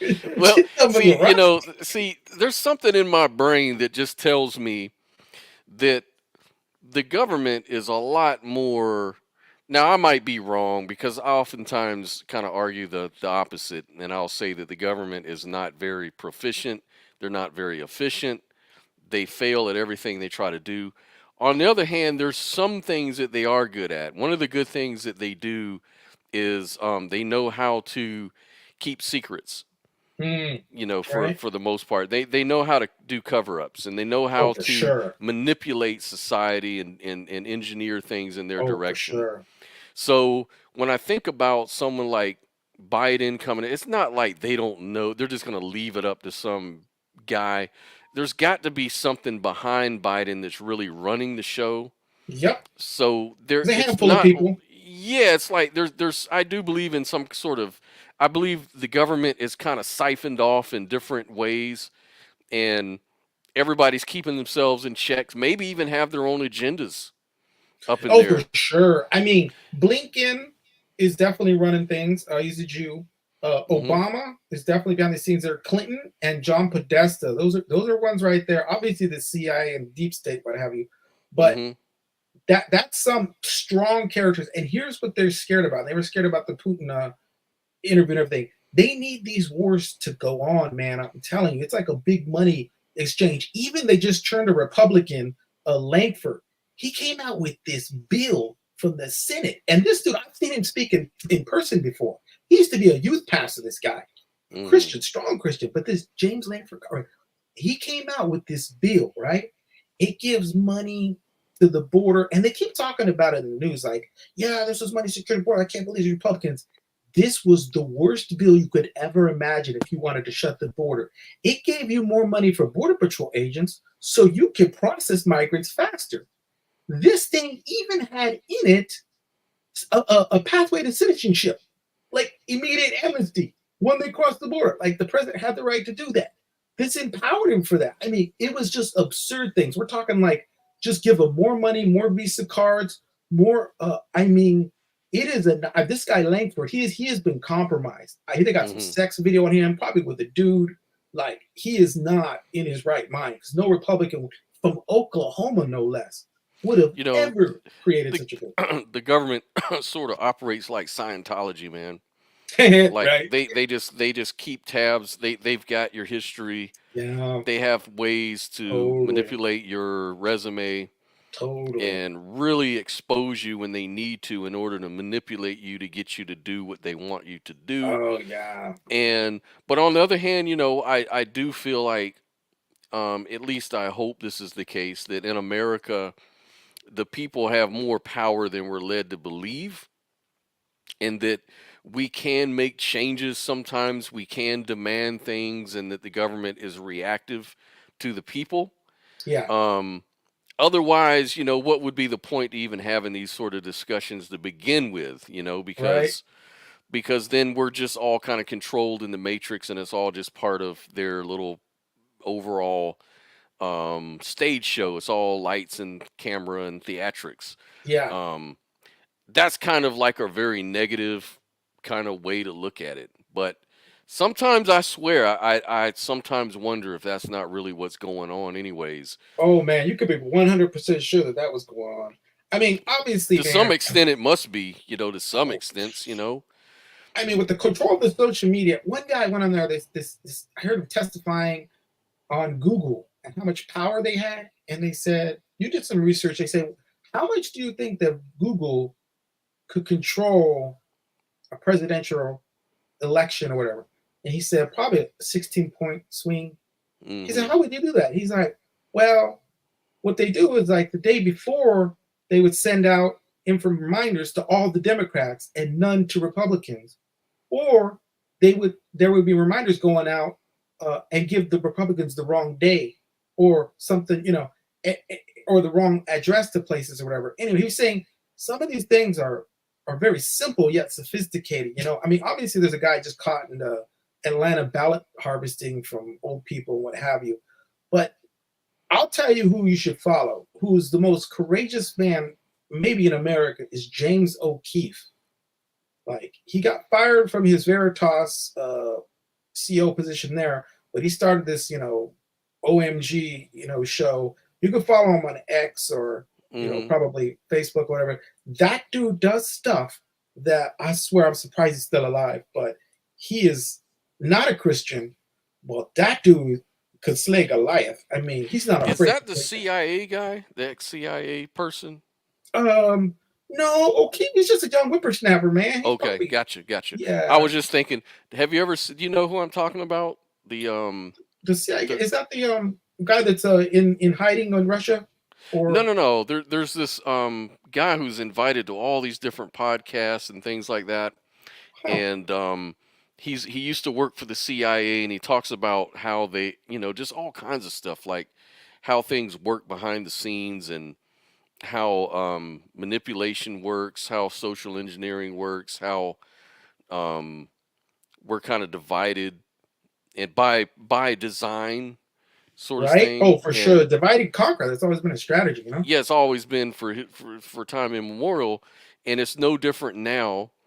And anyways, I was just thinking about that when you were mentioning that, but I agree, man. I can address this post if you want, because someone listed a question. Yeah, sure. About Go right ahead. Answer it. Answer it. Here's the trick about this. What they don't know is that in 2017, Biden was interviewed. He was trying to write a book, memoir, or whatever. And at that time, I think he tried to tell him, just do this on the record. I'm just telling you.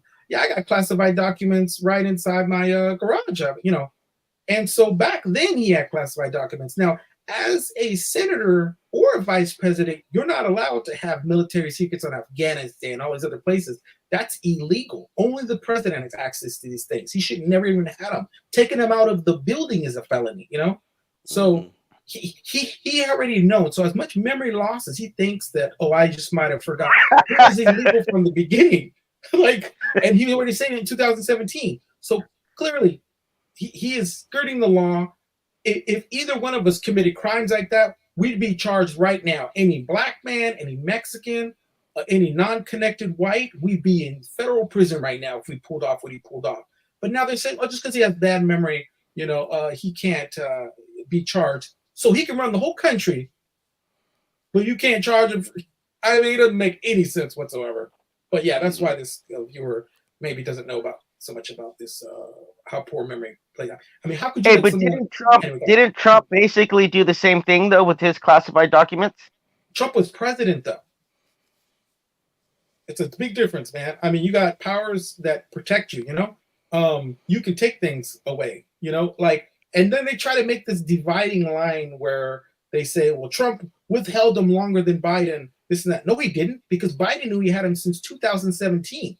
And if Trump took a couple months to go give these things back, because I don't know, maybe he's too busy or something, I don't know what exactly. Oh, and by the way, if you look at all these pictures, right, he got his home raided. They spread all these things out on the ground. They didn't do that to Biden. Okay, just one thing. But another thing with his house, when they did go to raid him, they have boxes, right? Like 200 boxes. It looks savage over there. Like, oh my gosh, he's got all these records. The amount of actual classified documents that they say he possessed could fit in a peachy folder. Just so you know, just so it's clear. So we see all these boxes lined up, and that's one of the reasons why they got to drop this case, because it's so skewed. It's political. It's most of the, the whole, like the January 6th.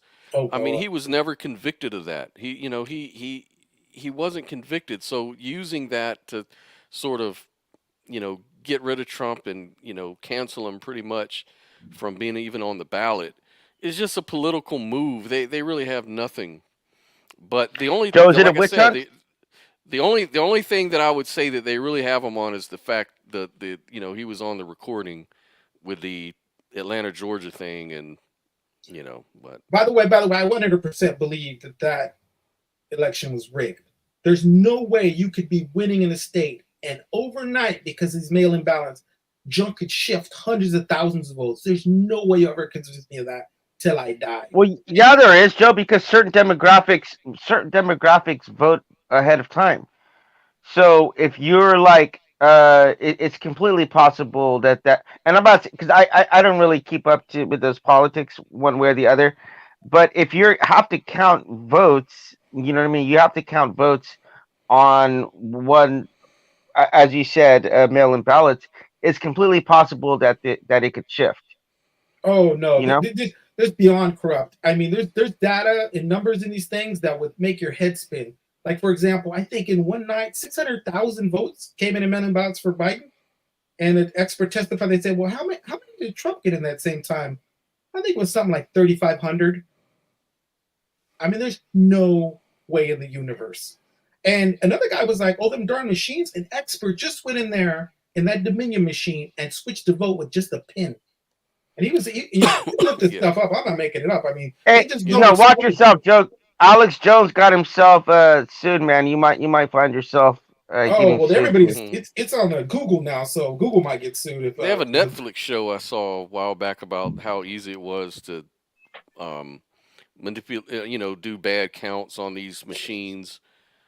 I agree with the Putin interview, in that he said America is controlled by the CIA and everything else. So that machine will be easy for a CIA agent to hack. Oh yeah. Well, hold on. You know what? I do want to say one thing. You talk about that the machines or whatever, they're easy to manipulate. You can also run into the same thing though with regular ballots. You know what I mean? Mm-hmm. So I'm kind of old school. I think the most efficient way that you could get the fastest count and the most accurate count is if you just have everybody raise their hand and vote that way. Mm-hmm. It's a lot easier. Mm-hmm. Oh yeah.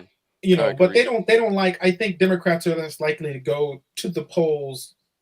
Anyway, they're going to find a way to make migrants vote before. No, I mean, you just put everybody in a room and just say, whoever wants Biden, just raise your hand. Yeah. I mean, some of them are a lot of districts, a lot of people, but you can do something like that maybe. And back in the days, that's what church actually used to be, not only for church, but it used to be the town square where people voted in elections. But no one trusts anything these days. Like, even if you put that on video, they'd be like, yeah, but it's a deep fake. Or there's so many ways to count. It's like somebody said, like an atheist would just come up and say, yeah, I'll believe it. Why is there no video of Jesus being resurrected or something like that? And then somebody actually got a video of somebody being resurrected. That would still be thrown out the window because deep fake or CGI or something. It's like in this day and age, it's so hard to trust anything. Yeah, very, very true. Now, I will say that's part of the problem. On behalf of Scripture, though, how in the world does someone guess so many things 2,000 years in advance should just be almost enough to pull you over somewhere? Because I'll be honest with you, the couple different things is, one is, if you look at like Revelation or something, you're looking at these horsemen that are coming, tribulation or the beginning or whatever, One of them is takes peace from the earth. I mean, that alone right there, peace from the earth.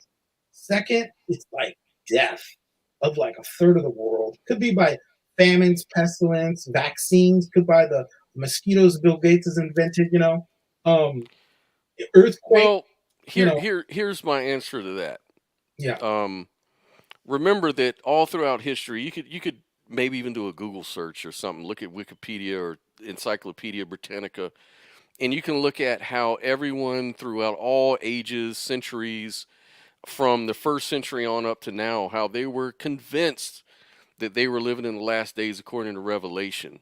So it's like today you can look at like 666 and the beast and the famine in the earth.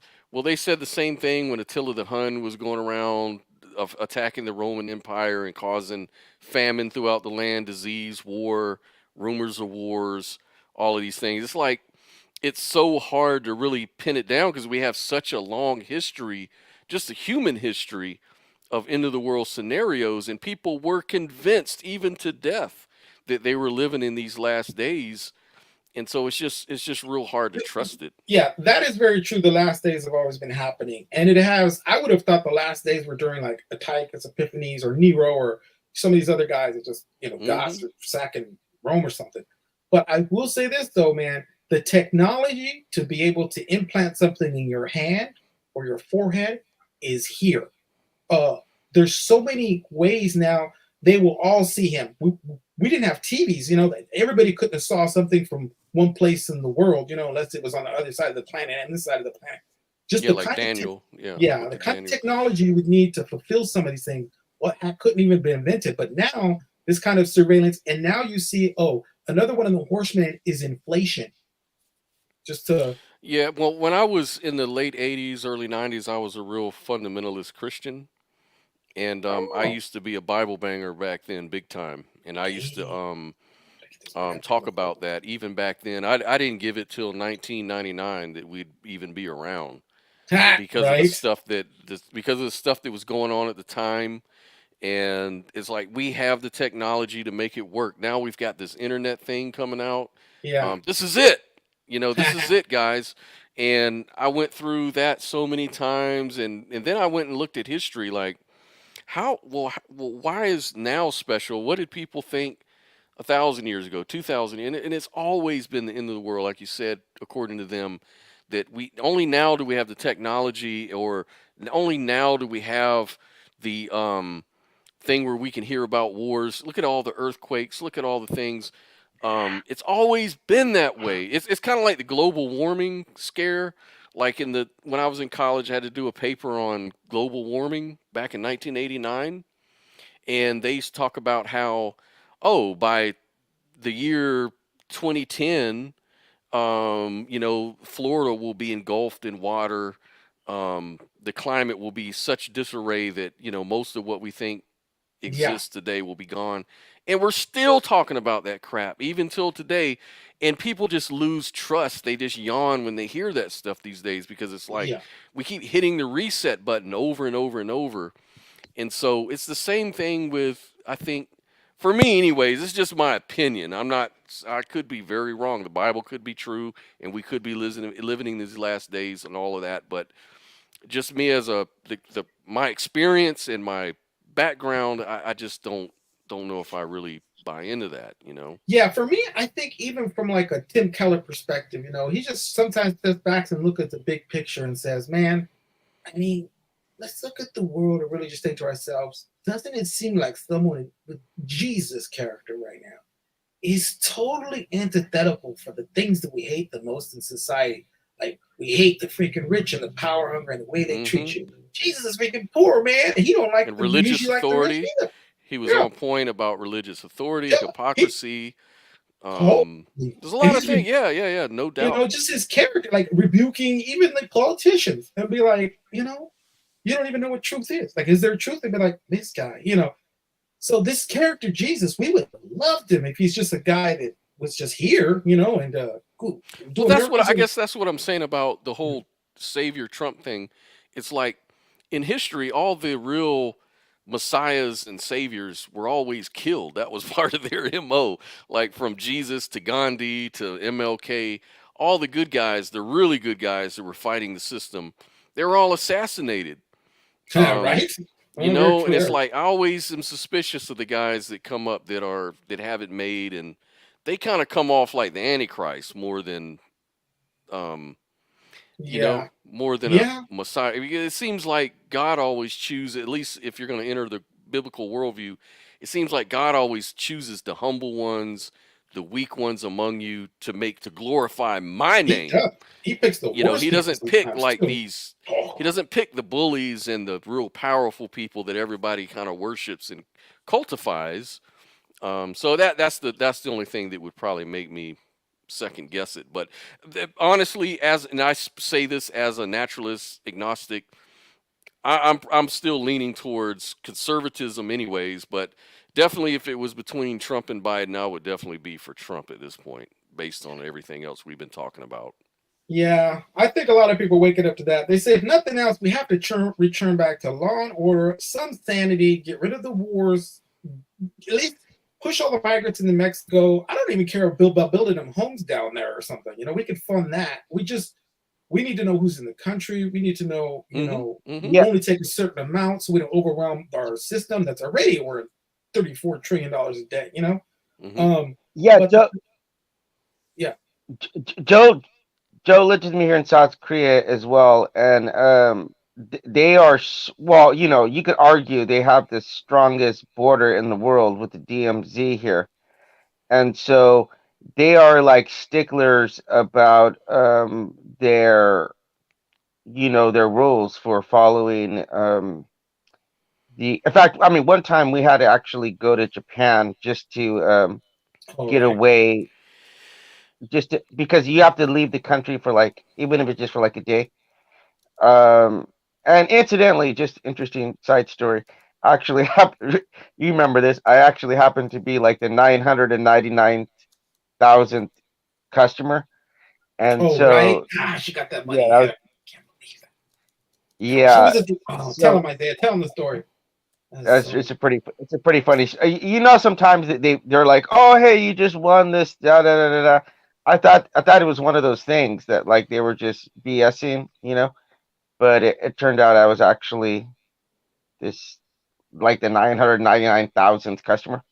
So if I just would have waited one more spot, I would have gotten a really big. But I got some free tickets and stuff. But anyway, South Korea is they're sticklers about following their immigration laws, and a buddy of mine just got he has to leave because he's given an exit order, and I've been given an exit order as well, and so I've had to pay fines. I've had to jump through so many freaking loops.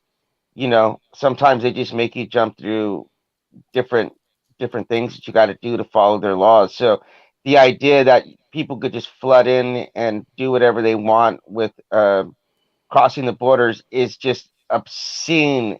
Would be obscene to people in South Korea, because there's such strict laws that you have to follow, and I don't see how a country like sustains itself without enforcing some basic like sovereignty of your borders. And I Yeah. would say this, like personally, it's not like I'm anti-immigrant or anything. Obviously, I'm an immigrant, and I have been to Europe where if you drive, let's say like from like Belgium to like Germany, you'll see the former borders that used to be there. You know, you'll see, for example, like they're basically just run down, like because no one's there anymore. Where the passport control, so they've worked out their ways in which the EU, which I mean, I put it like this: I was in the Netherlands, and I flew to England, and when I went from the Netherlands to England, you don't even have to interact with the person. You just stick your passport into a kiosk, and then you're just boom, you're good to go, man. You're golden. So, but they've worked that out amongst themselves. And I would be totally in favor of something like that.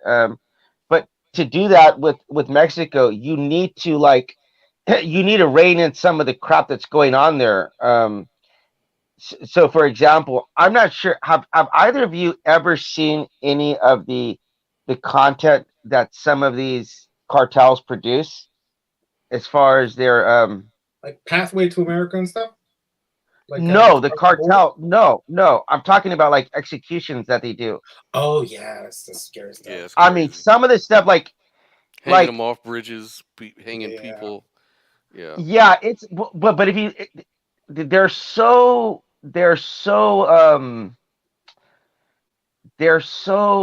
depraved that they record these videos and like they release them out, to intimidate the other gangs and stuff. But I mean, this stuff is just so horrific. You wouldn't even think that like you could physically do this to humans. Like you think that something would naturally your body would like naturally shriek away from doing some of the stuff that they do to humans. It's Like just the it's empathy. just yeah, like I don't it's genuinely hard to explain, man, because No, I and you get would it. have It's to like, yeah, if you watch a horror movie and you see someone, or if you just go to I did martial arts for years, and if you go to a tournament and see someone get kicked in the privates, the Johnson. yeah, you'd be like, ugh, you just looking at it. So Right. you can imagine, you're torturing your enemies the way they do it, you would have some kind of involuntary reaction. But man, Yeah, it's so hard to it's so the evil that people can allow right. themselves to descend into is just unimaginable. Yeah, you got to remember Yeah, too, really. down there, they got that Aztec violent history, baby sacrificing, Hmm. killing for. I mean, that's the god of the dead down there. Remember, that's his ceremonies down there. That's where they come out of. So, and we have to think about migrants now as not like our migrants who got back in the days that used to come from like Ireland or Mexico, kissing the ground, just thanking God that they could make it to America, ready to like be a good citizen. And how do I move up the channels? This is a whole different breed of illegal coming here. These guys are not coming to embrace American values. They are coming here as single military age men to scheme how in the world they can get ahead. Because if they have to naturally go up the paths that, I mean, we can't even get ahead. I mean, how in the world are we going to bring them on? I mean, the only path that they're going to be able to take is McDonald's or violent crimes. I mean, they don't got like a bunch of money to be starting a business, And Well, we all know how hard but it is, even if we do have money now to start a business. Yeah, because they're Joe, starting off on a foot that's just illegal.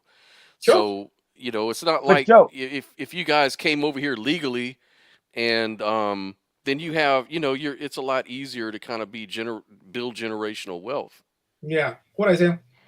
Well, Trump put it probably the best way you could put that. He says there's some bad hombres coming across, Oh, for sure. and for And those F-13. and I mean, these so for those non Venezuelans.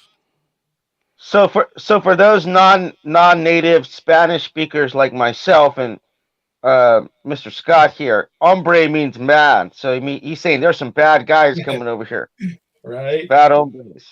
I You're mean, here it's to take true, our man. jabs. Sheesh.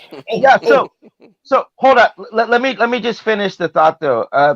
Because genuinely speaking, if you gave me the option, like you just say, all right, Isaiah's going to be president here, and you got like you can make a 20-year plan or whatever.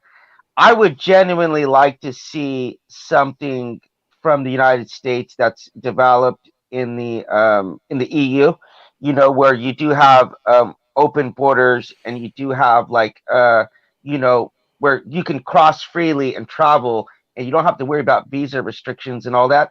Because I can tell you this recently, and Joe, you know this. I was supposed to go to Australia and I got to the airport and I didn't even have the visa that I needed, and so I applied for it, but I didn't go through in time. So basically, I lost like $600 like in an instant. And so Mm. um, I've also gone to other countries, as I was talking about with the you know going from the Netherlands to the UK, where I was just able to go without even having to talk to anyone. Normally, most countries you go into, you have to at least they ask you some questions like, "What are you doing here? How long are you to be here? Et cetera, et cetera." Just some basic stuff. They don't even really care. They just like it's just something that holds you up for like a minute or two. So like personally, that's what I would like to see the United States working towards. But in order to even get to that, being in your conscience, you have to you have to make similar living standards across the board. Like there has to be barriers of entry, and you have to make sure that you're not going to be flooded by people. Which is one of the reasons why they had the Brexit, why they wanted to exit there, because they didn't want to be flooded, with basically with people from other countries. So Yep. there's a lot of work you have to do, but that would be the world I would like to be working towards. I And think I yeah, think good. the reason they don't do that is because you have to understand what the Democrats are doing now is their whole power play is this whole feel sorry forism movement going on in the woke community. So what happens is they think or they thought they would get elected by just how virtuous they could signal. So, the more they create these things like, oh, the immigrants, what we're doing to them is so cruel, putting the barbed wire up or even just building a wall. That idea was so racist and so um, anti-immigrant, anti-American. It was so unempathetic to do such things, and so they thought they could ride on that appealing to people, or at least generating that sort of consciousness and then exploiting it. And they did it when it comes to race, like with BLM. They do it when it comes to immigration, um, economy. Everything's got to be fair. And the really bad thing about that is even when we do have progress where it really matters, it's never good enough for them. You're not allowed to be happy, like Bill Maher said, with progressives. Oh You can't gosh. be, you're not allowed to be happy for progress. That's not part of the thing. There's always has to be a new line that has to be, oh, we have so much work to do. Yeah, Obama was the first black president. That doesn't mean anything anymore. Now Nope. we have to set the goal, the goalpost higher and higher and It's higher. to be gay and Yeah, trans because and that's black how and they then get their votes. That's what they counted on. right. And but on the other side, you've got conservatives. They play the role on the total extreme opposite in some cases, where the God, family, more country, guns. unheartfelt you can be, the more cold you can be, and unempathetic, and screw the migrants and screw the blacks and this and that. I've witnessed that firsthand. I tried to come up with a podcast that talked about conservative values, and I had more backlash from conservatives than I did from liberals because I was What? really trying to stick with conservative values and stuff like that, and it just turned out to be a mess. I had to just cancel that whole show, man. Should we So, get any of these so, questions? so Scott, I've always known you as an atheist, so it's pretty bizarre, actually, now that I'm listening to you, that you're actually far more conservative than I thought. Because actually, give you a little bit of context. Scott actually stopped talking to me for like several years because I guess he thought I was bigoted or Mm-hmm. maybe too conservative on an issue. And Mm-hmm. Thank God Almighty, he started talking to me again and coming on again. But I'm actually really shocked to hear that you're far more conservative than I would have thought. Yeah, because But the thing about, go right ahead. hold on, let me finish. Hold on, let me finish. So I would think that those values aren't really welcome very much inside of the cult of atheism. Right, and they're not, and that was what my point is getting at, is that all of these sort of labels and things are very arbitrary, and they still appeal to some sort of religious cultish sentiment in some ways. Like with atheists, I've been over the years falling out with groups because of my conservative values. Like, oh, you're too conservative to be an atheist. Oh So yeah, then, they're cruel. I fall out with progressives. They're like, oh, you're a conservative. We hate you. We don't like you because you don't feel sorry for everybody. And so I never find a group that I'm really falling into.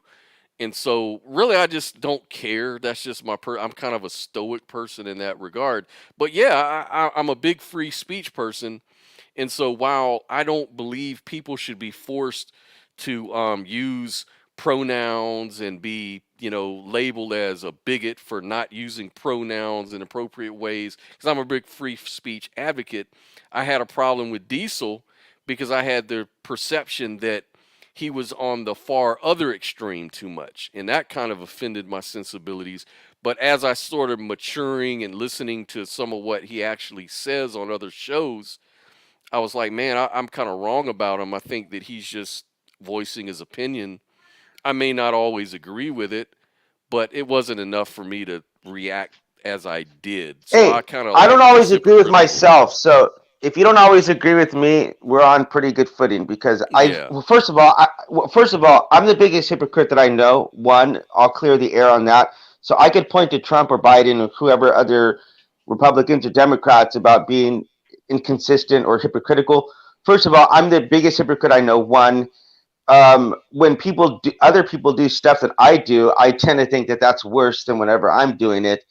So I apply standards to other people I wouldn't apply to myself. I make excuses that I know aren't right. So I mean, I'm persona non grata. So if you have issues, beef with me, like I'll be the first to admit and say, man, there's a lot of growth I still need to do as a person.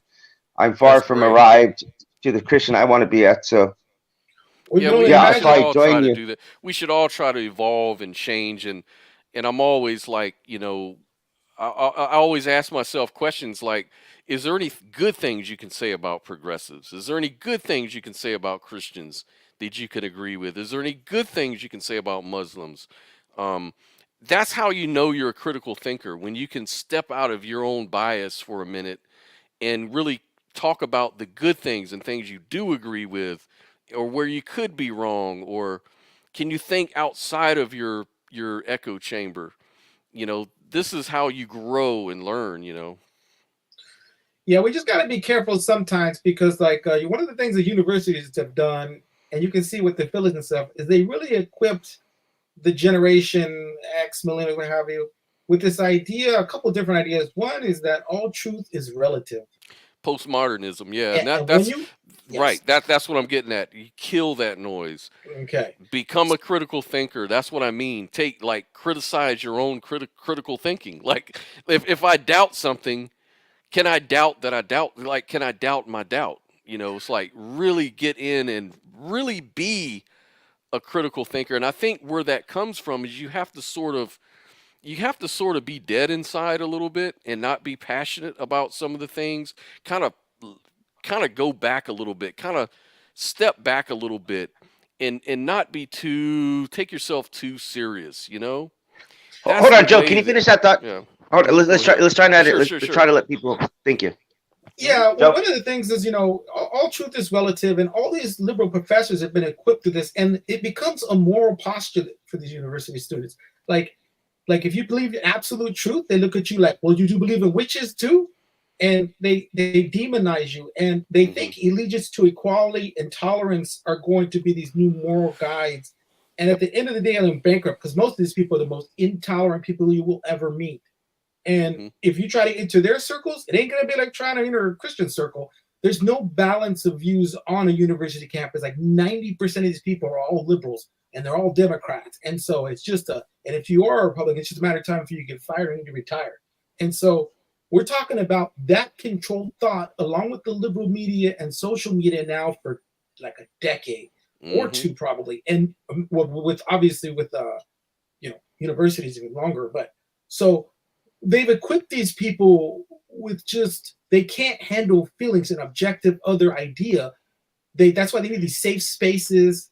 That's why they're like identities are so fragile, and they're wishy-washy. I mean, people weren't designed to be made that way. Like they were designed to be thoughtful, can stand the ground. Right. And anyway, go ahead. It's okay. I'm just no, because I want to ask you a question specifically about this and piggyback off where you're going right now, because this person right here is trans. She's a great person. We've helped her out with the podcast for a car, and she gets on here, makes some decent contributions to thought, and she said, I don't care what anyone believes. I only care when they are using their religion to justify public policy and pushing laws. So I do want to ask you something, Joe, because sometimes I joke with Scott about atheism being a cult, because the issues that I've had with them is just the lack of tolerance of people who have differing views. So it's like, if atheists had their beliefs and that's what they genuinely truly believe, that there wasn't a God, and they genuinely truly believe that that this was wishful thinking, and you get into the psychology behind that, I'd be like, cool, man, I ain't got no beef with you whatsoever. The problem is, though, that I have with the atheist community is whenever they do things to denigrate, myself, people like you, people who had really, really messed up lives prior to knowing Christ, and then we've come to Christ, and it's radically changed our lives, And so I don't understand why their insistence on invalidating our experience, especially when they want us to validate other people's lived experiences so much. So there's that. I've just experienced so much of it. It's really disheartening, because I really would like to live in a world where atheists, Jews, Muslims, Hindus, we all can live side by side and respect each other's views and values. Say we're not always going to agree on everything, but we can agree to disagree on some stuff. So I do want to ask you: do you think that the woke, like I call it, the cult of wokeism, and I might have accidentally confused that with the cult of atheism. It might just be people who are so woke that they don't allow anyone else to express their views. So, what are your thoughts on that? Well, a couple different things just to really bring it home. One is right down the street from my house, they had flown on the elementary school a BLM flag and the LGBT flag. Now, it's hanging on an elementary school. I think they might have taken down the American flag, and then there was maybe some other state flag on there or something. But there was a 3-4 vote on whether or not to let them flags keep sitting there. Parents were enraged. They couldn't believe that. They're talking about, do you know what the brown thing means in there? It means minor attracted persons, man. And like, they're bringing drag queens in, all these books, all these like authorizing sex changes, puberty blockers. It is going to be a madhouse if you let the LGBT community into schools, into controlling children, into circumventing the parents' rights and their authority. I mean, you're looking at a civil war. Now, you have to remember, secular atheism is responsible for the deaths of more people than all religions combined. You're talking about the Khmer Rouge, Stalin, Mao. I mean, these people will slaughter millions that don't think like them. They could care less about your Christianity. China still doesn't care about your damn Christianity. And how in the world are they not bombing China or hate China when the Chinese have 1 million Muslims in a concentration camp right now as slave labor? So it's just a backwards world in that sense. And you got to be careful. But here's the thing. Secular atheism can't uphold itself underneath Islam. And so what you find is all these secularists inside of Europe, their worldview is falling apart under the strength of Islam. They're not having any kids. They don't know how to really address these people, so they just ignore them. And then they flourish underneath all of their social programs, are having children, treating their mosques. And nobody goes to the cathedral anyway, but it's being turned into a mosque. And they couldn't handle. So they're going to be ousted anyway. So it's not a worldview that's even productive in that way. You know, it doesn't have many babies. And the way that Christianity is always forced is generational transmission. We have more children usually. And, I was, well, anyway, there's a lot I could go through with that, but, Well, hold on. I got a question for dubstep now. By the way, I was telling Joe, your music slaps pretty hard. Thank you, sir. Thank you. I was lying. I need to hear that music. I was lying. I'm not supposed to do that as a Christian, but I did tell him that. Though. I just do want to say I said it. It wasn't true, but I once heard that. Anyway. Listen. Hey, hold on. Because the question's for dubstep. But so what are your Dubshine? Sorry, but you make dubstep music though. But anyway, so Dubshine, he has an 808, Joe. By the way, he makes all of his music on an 808.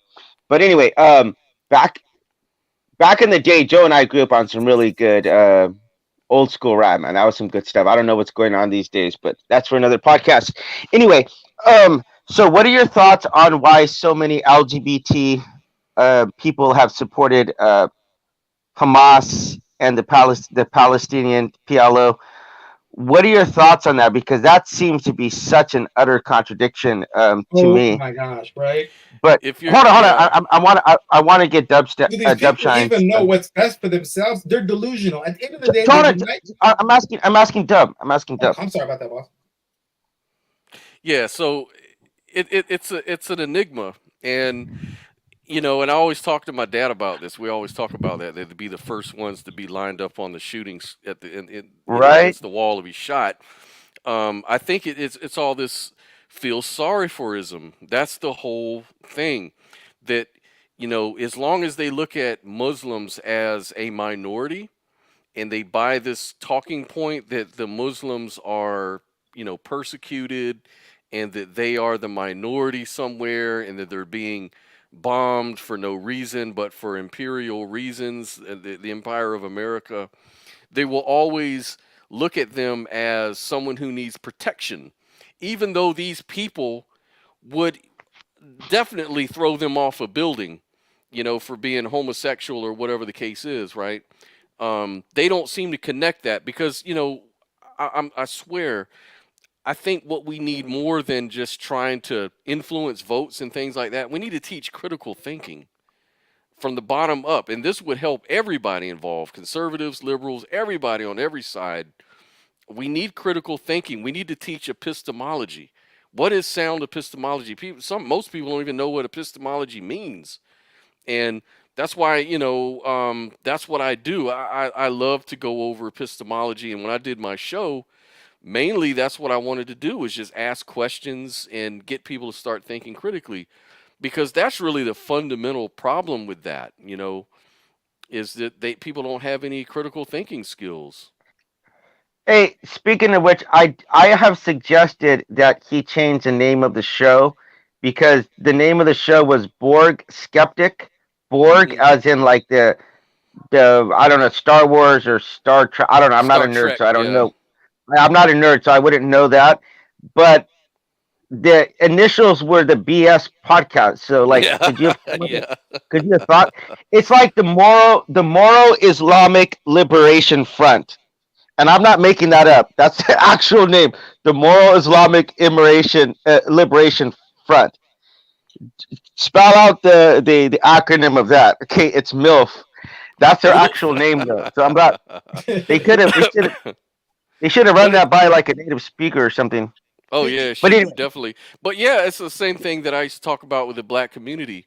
Black people have been traditionally and historically voting for the Democrats. The Democrats were the authors of, some of the most racist policies in America up till today. They were, the KKK members were some of the leading Democrats. They were the ones that fought against, freeing slavery back in the day. There's just so much that people are just not seeing, because they refuse to really look at the history and look at the real situation. They just blindly follow. Hey, Biden's a Democrat, I'm voting Biden because I'm black, and like Biden says, you ain't black if you ain't voting for me. Oh, that was and they so fall for that that. was so racist. Dude, Oh my God. these people fall for that. That's why they Oh hate my God. Trump. They think Trump will take away their voting, take away their rights. They don't understand. It's totally the other way. It's totally the other way, man. It's like a psychological mind trick when the media keeps repeating something over and over and over, especially particular slogans that they choose. There's this one video on the pandemic where the news agencies all got the same report out, and they all started saying the same thing at the same time. And it's so scary because all these people are supposed to be independent, And like they're on there just saying the vaccines are safe and they protect you. And Rachel Maddow saying everybody needs to. You're not a patriot if you don't take this vaccine. By the way, Taylor Swift or whatever, and her boyfriend were recruited to promote the vaccines. Freaking death machines. Hey, I'll tell you one thing about the black community though, that's always fascinating me, and right now it's kind of sad, but whatever. Okay, so particularly with music too, right? Mm-hmm. They will call the Bible or closed border hate speech. And I feel like the black community is so blind and so hypnotized that they can't even see what their own music is doing to their communities. There was a time when rap music was self-expression, trying to Yes, absolutely. But then later it turned into doctrine. Then it turned into how you philosophically deal with the world. I mean, we're talking about hate speech. Man, you play a rap song slowly enough, you'll see that this dude wants your daughter to be a whore. They want to have a bunch of whores. They want to sell drugs. They want to kill some people. This is in almost every single song. They love money. This is the hypocrisy of the Democrats and the liberals. They're involved in the music of today. They talk about how capitalism is evil and this and that. If you listen to every rap song, it's about money. It's about money, hoes, this and that. It's all about demeaning women, Dirty weed, They materialism, dance to that in high all school, of the right? things that they're supposed to be against. And really, it's funded by people who own the prison systems. They're the same people that run these record labels that want to actually sell. Because how do you sell prison? How do you advertise for prisons? Oh, we got an idea through rap music. So Right. they'll get rappers to actually, talk about the thug life, you know, how to be killing people in the street, how to you Yeah. know, prostitution, all of these things, drug use. It's so dysfunctional, and it tears down the very communities that they supposedly are supposed to be in support of. They try to normalize it, and you know, fortunately, black folks are waking up to that. They're waking up to the Hopefully. big lie that's Yeah. going on, and instigated by these far left liberal insane people, man. Well, also because it's self-perpetuating, you know. I know this, and what's crazy is there was this judge the other day, and he comes on and he goes, let me tell you guys something right now. And there's the judge, I think he's upper middle class, whatever, upper class, and he's saying, look, I think this has to do with fame, because he says, I have a son, and my son went to private school. He's never been on the streets. He doesn't know a thing about any of this, but somehow now he's a rapper, and he's over there talking about gunning folks down and treating stuff. He's like, I have no idea where he's getting this from, but how can you be a rapper? You ain't even experienced it. So it's really like a source of fame now. It's a group mentality. It's something where if you don't think like this, like, I mean, one of the ways you need to adopt Christianity, because I mean, without Christianity, I want to be like I want to have a harem, you know? I mean, there's all kinds of natural inclinations that a dude would have. Violence, like just eye for an eye or two eyes for one eye, you know, like this is why Christianity, I look at it, I'm just like, oh my gosh, is there any comparison to Jesus, to Snoop Dogg or Oprah or someone? Like, I mean, it's just, and I always say, if Christianity promotes empathy and Christianity promotes well-being, I'm all for it. Most people, unfortunately, as we can all see, and we've been discussing it tonight, most people are brainwashed, and they can't operate unless they have no ability to critical thinking, anything like that. So if religious thinking will promote people to actually behave and promote more secular humanism, or humanism, I would say, I'm all for it. And I'm not even, and I'm telling you this as a naturalist and agnostic person, that I wouldn't mind, like, like Christian nationalists don't really bother me. Like, a lot of atheists are so against Christian nationalism. We have to fight it. We have to fight it. I don't care, because the reason why Christianity is the number one religion in the world is because the way, the vehicle of it, it's proselytizing, and it fits into all kinds of cultures. It fits into it's able to modernize and evolve and fit in. You know, it's one of those religions where it can easily adapt into societies, you know? yeah, And that's its strength. That's why it survived. That's why, you know, Islam is kind of limited in a way, because they only prosper in like very strict sort of societies that have hard, fast rules and legalizations. Christianity isn't a legal thing. It's more about salvation through beliefs, and it's not about legal, like the Pharisaical laws and things like that. It's against that kind of stuff, in fact. So Christianity is very adaptable and able to evolve into different cultures and societies and work well with others. So I don't, and they wouldn't be like killing homosexuals. They wouldn't be like throwing people in jail for non-belief, stuff like that, because in Christianity, it's supposed to come from the heart anyways, not from legal law. Now, unless they change it and it becomes like some sort of dictatorship, that would be bad. But that would kind of be the same thing that's going on now with the far left liberals anyways. So right. Pick your I don't poison, see the man. difference. I don't know. It's all kind of arbitrary in that way. Right. I mean, it's a very sad state in some ways, because everybody seems to acknowledge certain things, but bringing it together, making some sort of movement or force, it would probably just come apart if someone didn't agree with someone standing next to them. It's sad, but on the bigger picture, you should, even if the best interest of your community, your state, whatever. I'm all up for volunteering at wherever, even if it's like I mean, here's one interesting thing.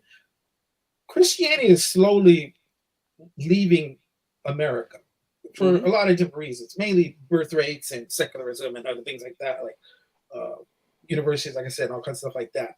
But I hope people understand what that means, what they're exchanging it for, like what they're giving up. And we're talking about a society that gives stuff away, that starts nonprofits, that starts schools and education, and like they do certain things that you just don't see those things coming out of Islam or secular atheism. I mean, most of these nonprofits have been hijacked by secularists later. But show me some that arise on their own out of the secular community that aren't government funded. But like the church fund all kinds of junk. Christians fund all kinds of out of their own pockets. Yeah, they do a lot of good things. They actually do a lot of good things, and in fact, a lot of atheist communities criticize their own communities for not having the same power. That's why there's a lot of upcoming atheist churches.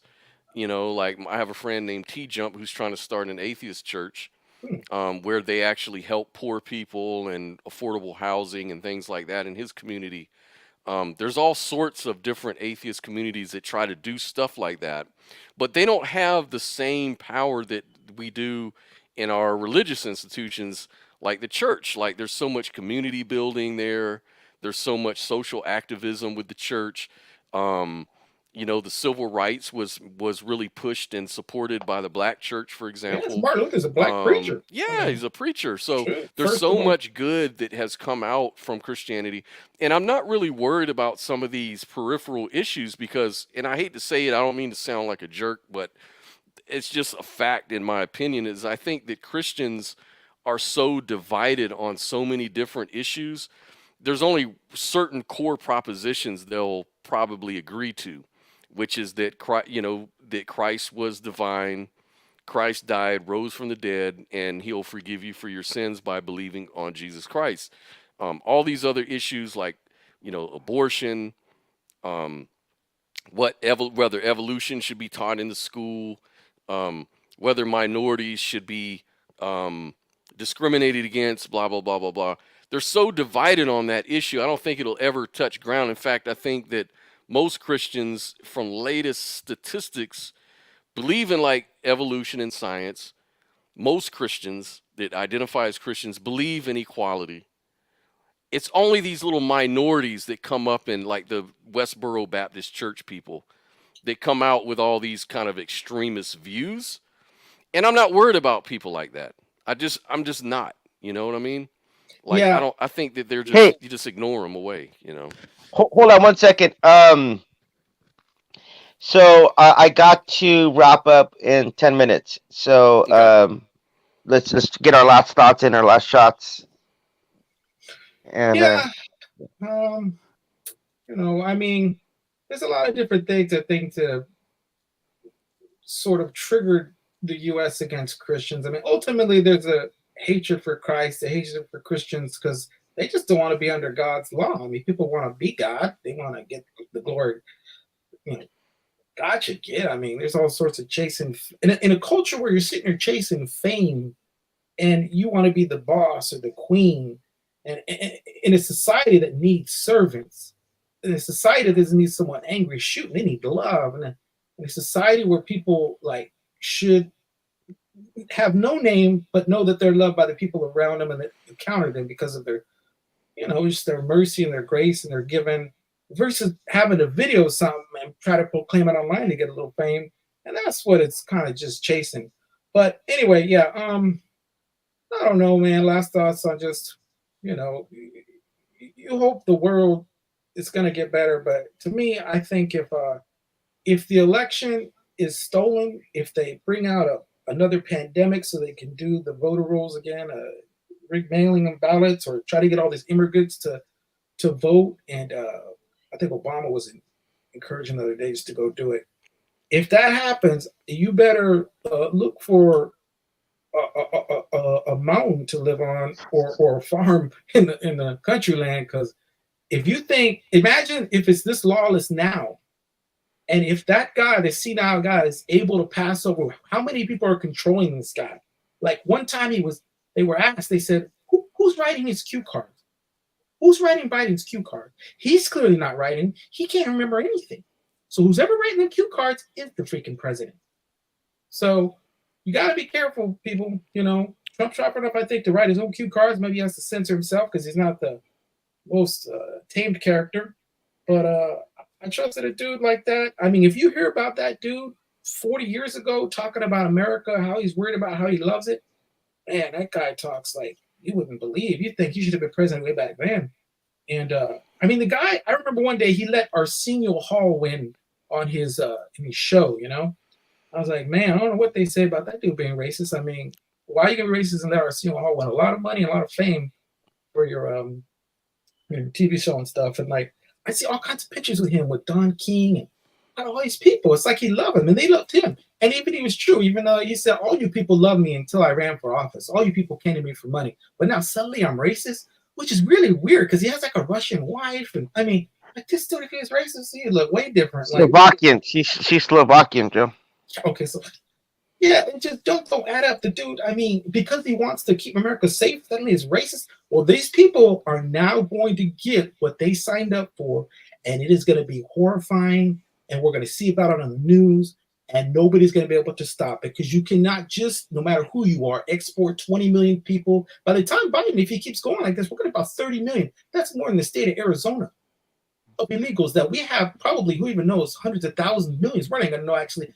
That's only the ones that are caught. The other ones just want to go through. Right. Because, I mean, no, I literally was looking at the numbers, and the amount that they said it came in under Biden was like entire states, entire red states, small states. So that's not sustainable. That's just not freaking sustainable. Basic logic. I mean, you don't have to be that, and I don't think that's at all a liberal or conservative issue, man.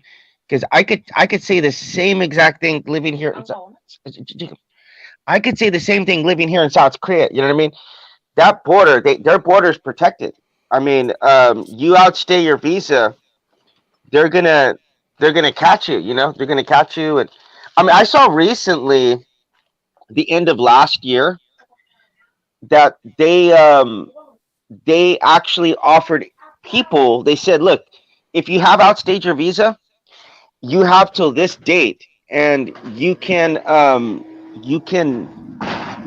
exit the country, and you won't receive any fines, and we won't give you like a where you can't re-enter. You know, so like we won't ban you from re-entering. We just want to know. So you know they take it seriously here. It's something that because I've had to live as an immigrant overseas, and I've had to go through all the loops. And I know the kind of potential danger whenever you just have people coming in and you don't know what the hell they're carrying. Not just like viruses, but drugs. You know what I mean? Drugs, guns, other contraband. Who knows? God knows. Yeah, and on even a more practical level, this is about as practical as you get right here, and should be the most sensibility you need to vote. Okay, if we have a homeless epidemic in America, which we do, which we have had. Okay, the middle class is disappearing. Poverty, inflation. What in the world do you think flooding America with 30 million illegals is going to do? All now competing with SNAP benefits for all of you at the grocery store, and all of the companies can raise prices because they have. If you don't buy it, the migrants will. Okay. So in the most practical sense, your food is rising up because Biden is printing money like a drunk sailor. He's giving it away to people that are competing against you now for rent, now for health insurance. Now let's see how long that line gets. They're getting it free, buddy. Let's see about you. So just in the most practical sense, people will just think to yourself from a sheer supply and demand. Anyway, I got to get up before I get a heart attack or something. And I'll just kick my little 2 cents in. I think it comes down to what people value, and unfortunately, values are programmed into people these days. And so more people are not worried about what you just said, Joe. Most people are worried about how Trump talks about golden toilets and throws hand towels at people that are going through hurricanes, and and these people are evil. There's good and bad on both sides. They're worried about little sound bites and little offensive little words and ways that they can kind of paint you out to be not as feel sorry for people as they do. So they're more interested in that kind of stuff, the drama, rather Mm-hmm. than real issues like the economy, like real issues. They imagine that Trump is going to go and round up all the trans people and have them killed, or take black people's right to vote. Just all sorts of extremist, Right? crazy stuff, and they don't look at the track record. I'm not saying Trump was the greatest president. I don't really like the way he talks, to be quite honest with you. I think he sounds silly and stupid. But if I'm really being real with you, when I look at my own personal situation, it got worse under Biden than it did under Trump. I can tell you that. And you know, but that's just my own 2 cents. It just has to do with your values, and who are we to dictate what people's values are? Everyone has a right to value those things or not, and vote accordingly. And I just let the people, let democracy decide. Let the people vote. Whatever. Right? So I'll give you my last thoughts, then we'll close out here. Sure. So as I said, I'm a Christian. I don't vote. I don't associate with either party. I would never give Donald Trump or Kamala Harris or any other politician one single solitary quarter of my money. I have money that I use, not only helping out with churches, but I like to be proactive in the money that I have. So whether it's, uh, helping orphans, or I was helping some people flee from the Russian war, and some of the survivors of the Itaewon crowd crush that happened about 2 years ago. Those are the kind of things I'd rather be doing my money than giving to politicians, because I think every time that we're giving money to politicians, or thinking that we're going to vote and that's going to be like our good deed, that's going to be our moral and righteous deed, like we're pawning off responsibility to doing the right thing to other people. So I don't personally like to associate at all with that. And running with that, though, I will say, if you asked me personally to find somebody who is more antithetical to the gospel, to the values that I believe that Jesus endorsed, I would positively pull out Donald Trump and be like, this is a prime example of everything you want to avoid doing. So the next thing I'm about to say comes from completely acknowledging that fact, and that I've never supported him. I just have to say, from what I've seen overseas with what's gone down in Israel, and since Biden has been in there, I can't see the situation getting much better right now. And I would say that Trump was accomplishing the impossible in the Middle East. So I'm not sure if just it was blind luck or it was intentional. I'm not sure exactly how that happened, because lots of people have tried before him to accomplish half of what he did in the Middle East, and they weren't able to do it. Be it Clinton, Biden, it just, and obviously Bush made it 100 times worse, but I have no idea I was able to pull it off. But if he could do that again for the second time around, I would support him for just that reason alone. I don't care about the domestic issues. I don't care about the fact that, from the biblical perspective, he's not even married to Melania Trump. You mentioned Melania being Russian, Joe. From the biblical perspective, he's not married at all. That's not even a marriage. So if you want to really get down and apply the Bible, this is what I was talking about, by the way, as far as the right wing selectively applying the Bible. Because if you're going to apply the Bible and say gays can't get married or trans people shouldn't have these rights, well, you have to say the same exact thing about Donald Trump. He should not have been allowed to enter a second or third marriage. Period. End of story. If that you're gonna be a biblical literalist. This is why I don't apply those standards, because across the board, because you would have to apply it all the way across and say, if this is what we're doing, there's no way you can get remarried. I remarried my wife after 5 years divorce because I became a Christian, and I said, I'm personally not going to enter into another marriage or relationship knowing that I left my wife, I cheated on my wife, and I left her, and I divorced her. I'm not going to do that, because the onus is on me to reconcile and to live according to what the Bible says. But I would never personally say that Donald Trump or you or Dubshine or any other human being shouldn't be allowed to marry or remarry. You know what I mean? Or a gay person or a trans person to to transition. Those are all personal responsibility choices you need to make. So that being said, I would if you put a dial in front of my hand right now and I got to choose, I would very reluctantly choose Donald Trump at this point. But that speaks more to how bad things have gone under Biden than anything. So that's my last choice. And one other thing too, I do want to end out on is I hope that Taylor Swift is very disappointed tomorrow. That's the last thing I have to say. I just want to see her weeping. Kelsey's a pretty darn good player, man. Mahone is incredible. That guy's incredible under pressure. Purdy's never been in this state before. I pray to God for the guy, but it'll be a good champion story, like a David and Goliath, really. Maybe he actually wins. I mean, wow, that'd be amazing. The scores are pretty good, but Anyway, all right, gentlemen, it's been a pleasure. Yeah, man. Thank you. Nice talking, Joe. All right, big boss. Thank you, Doug. I'll catch you guys next time. All right. Later. All right, leave me this outro, then we outie.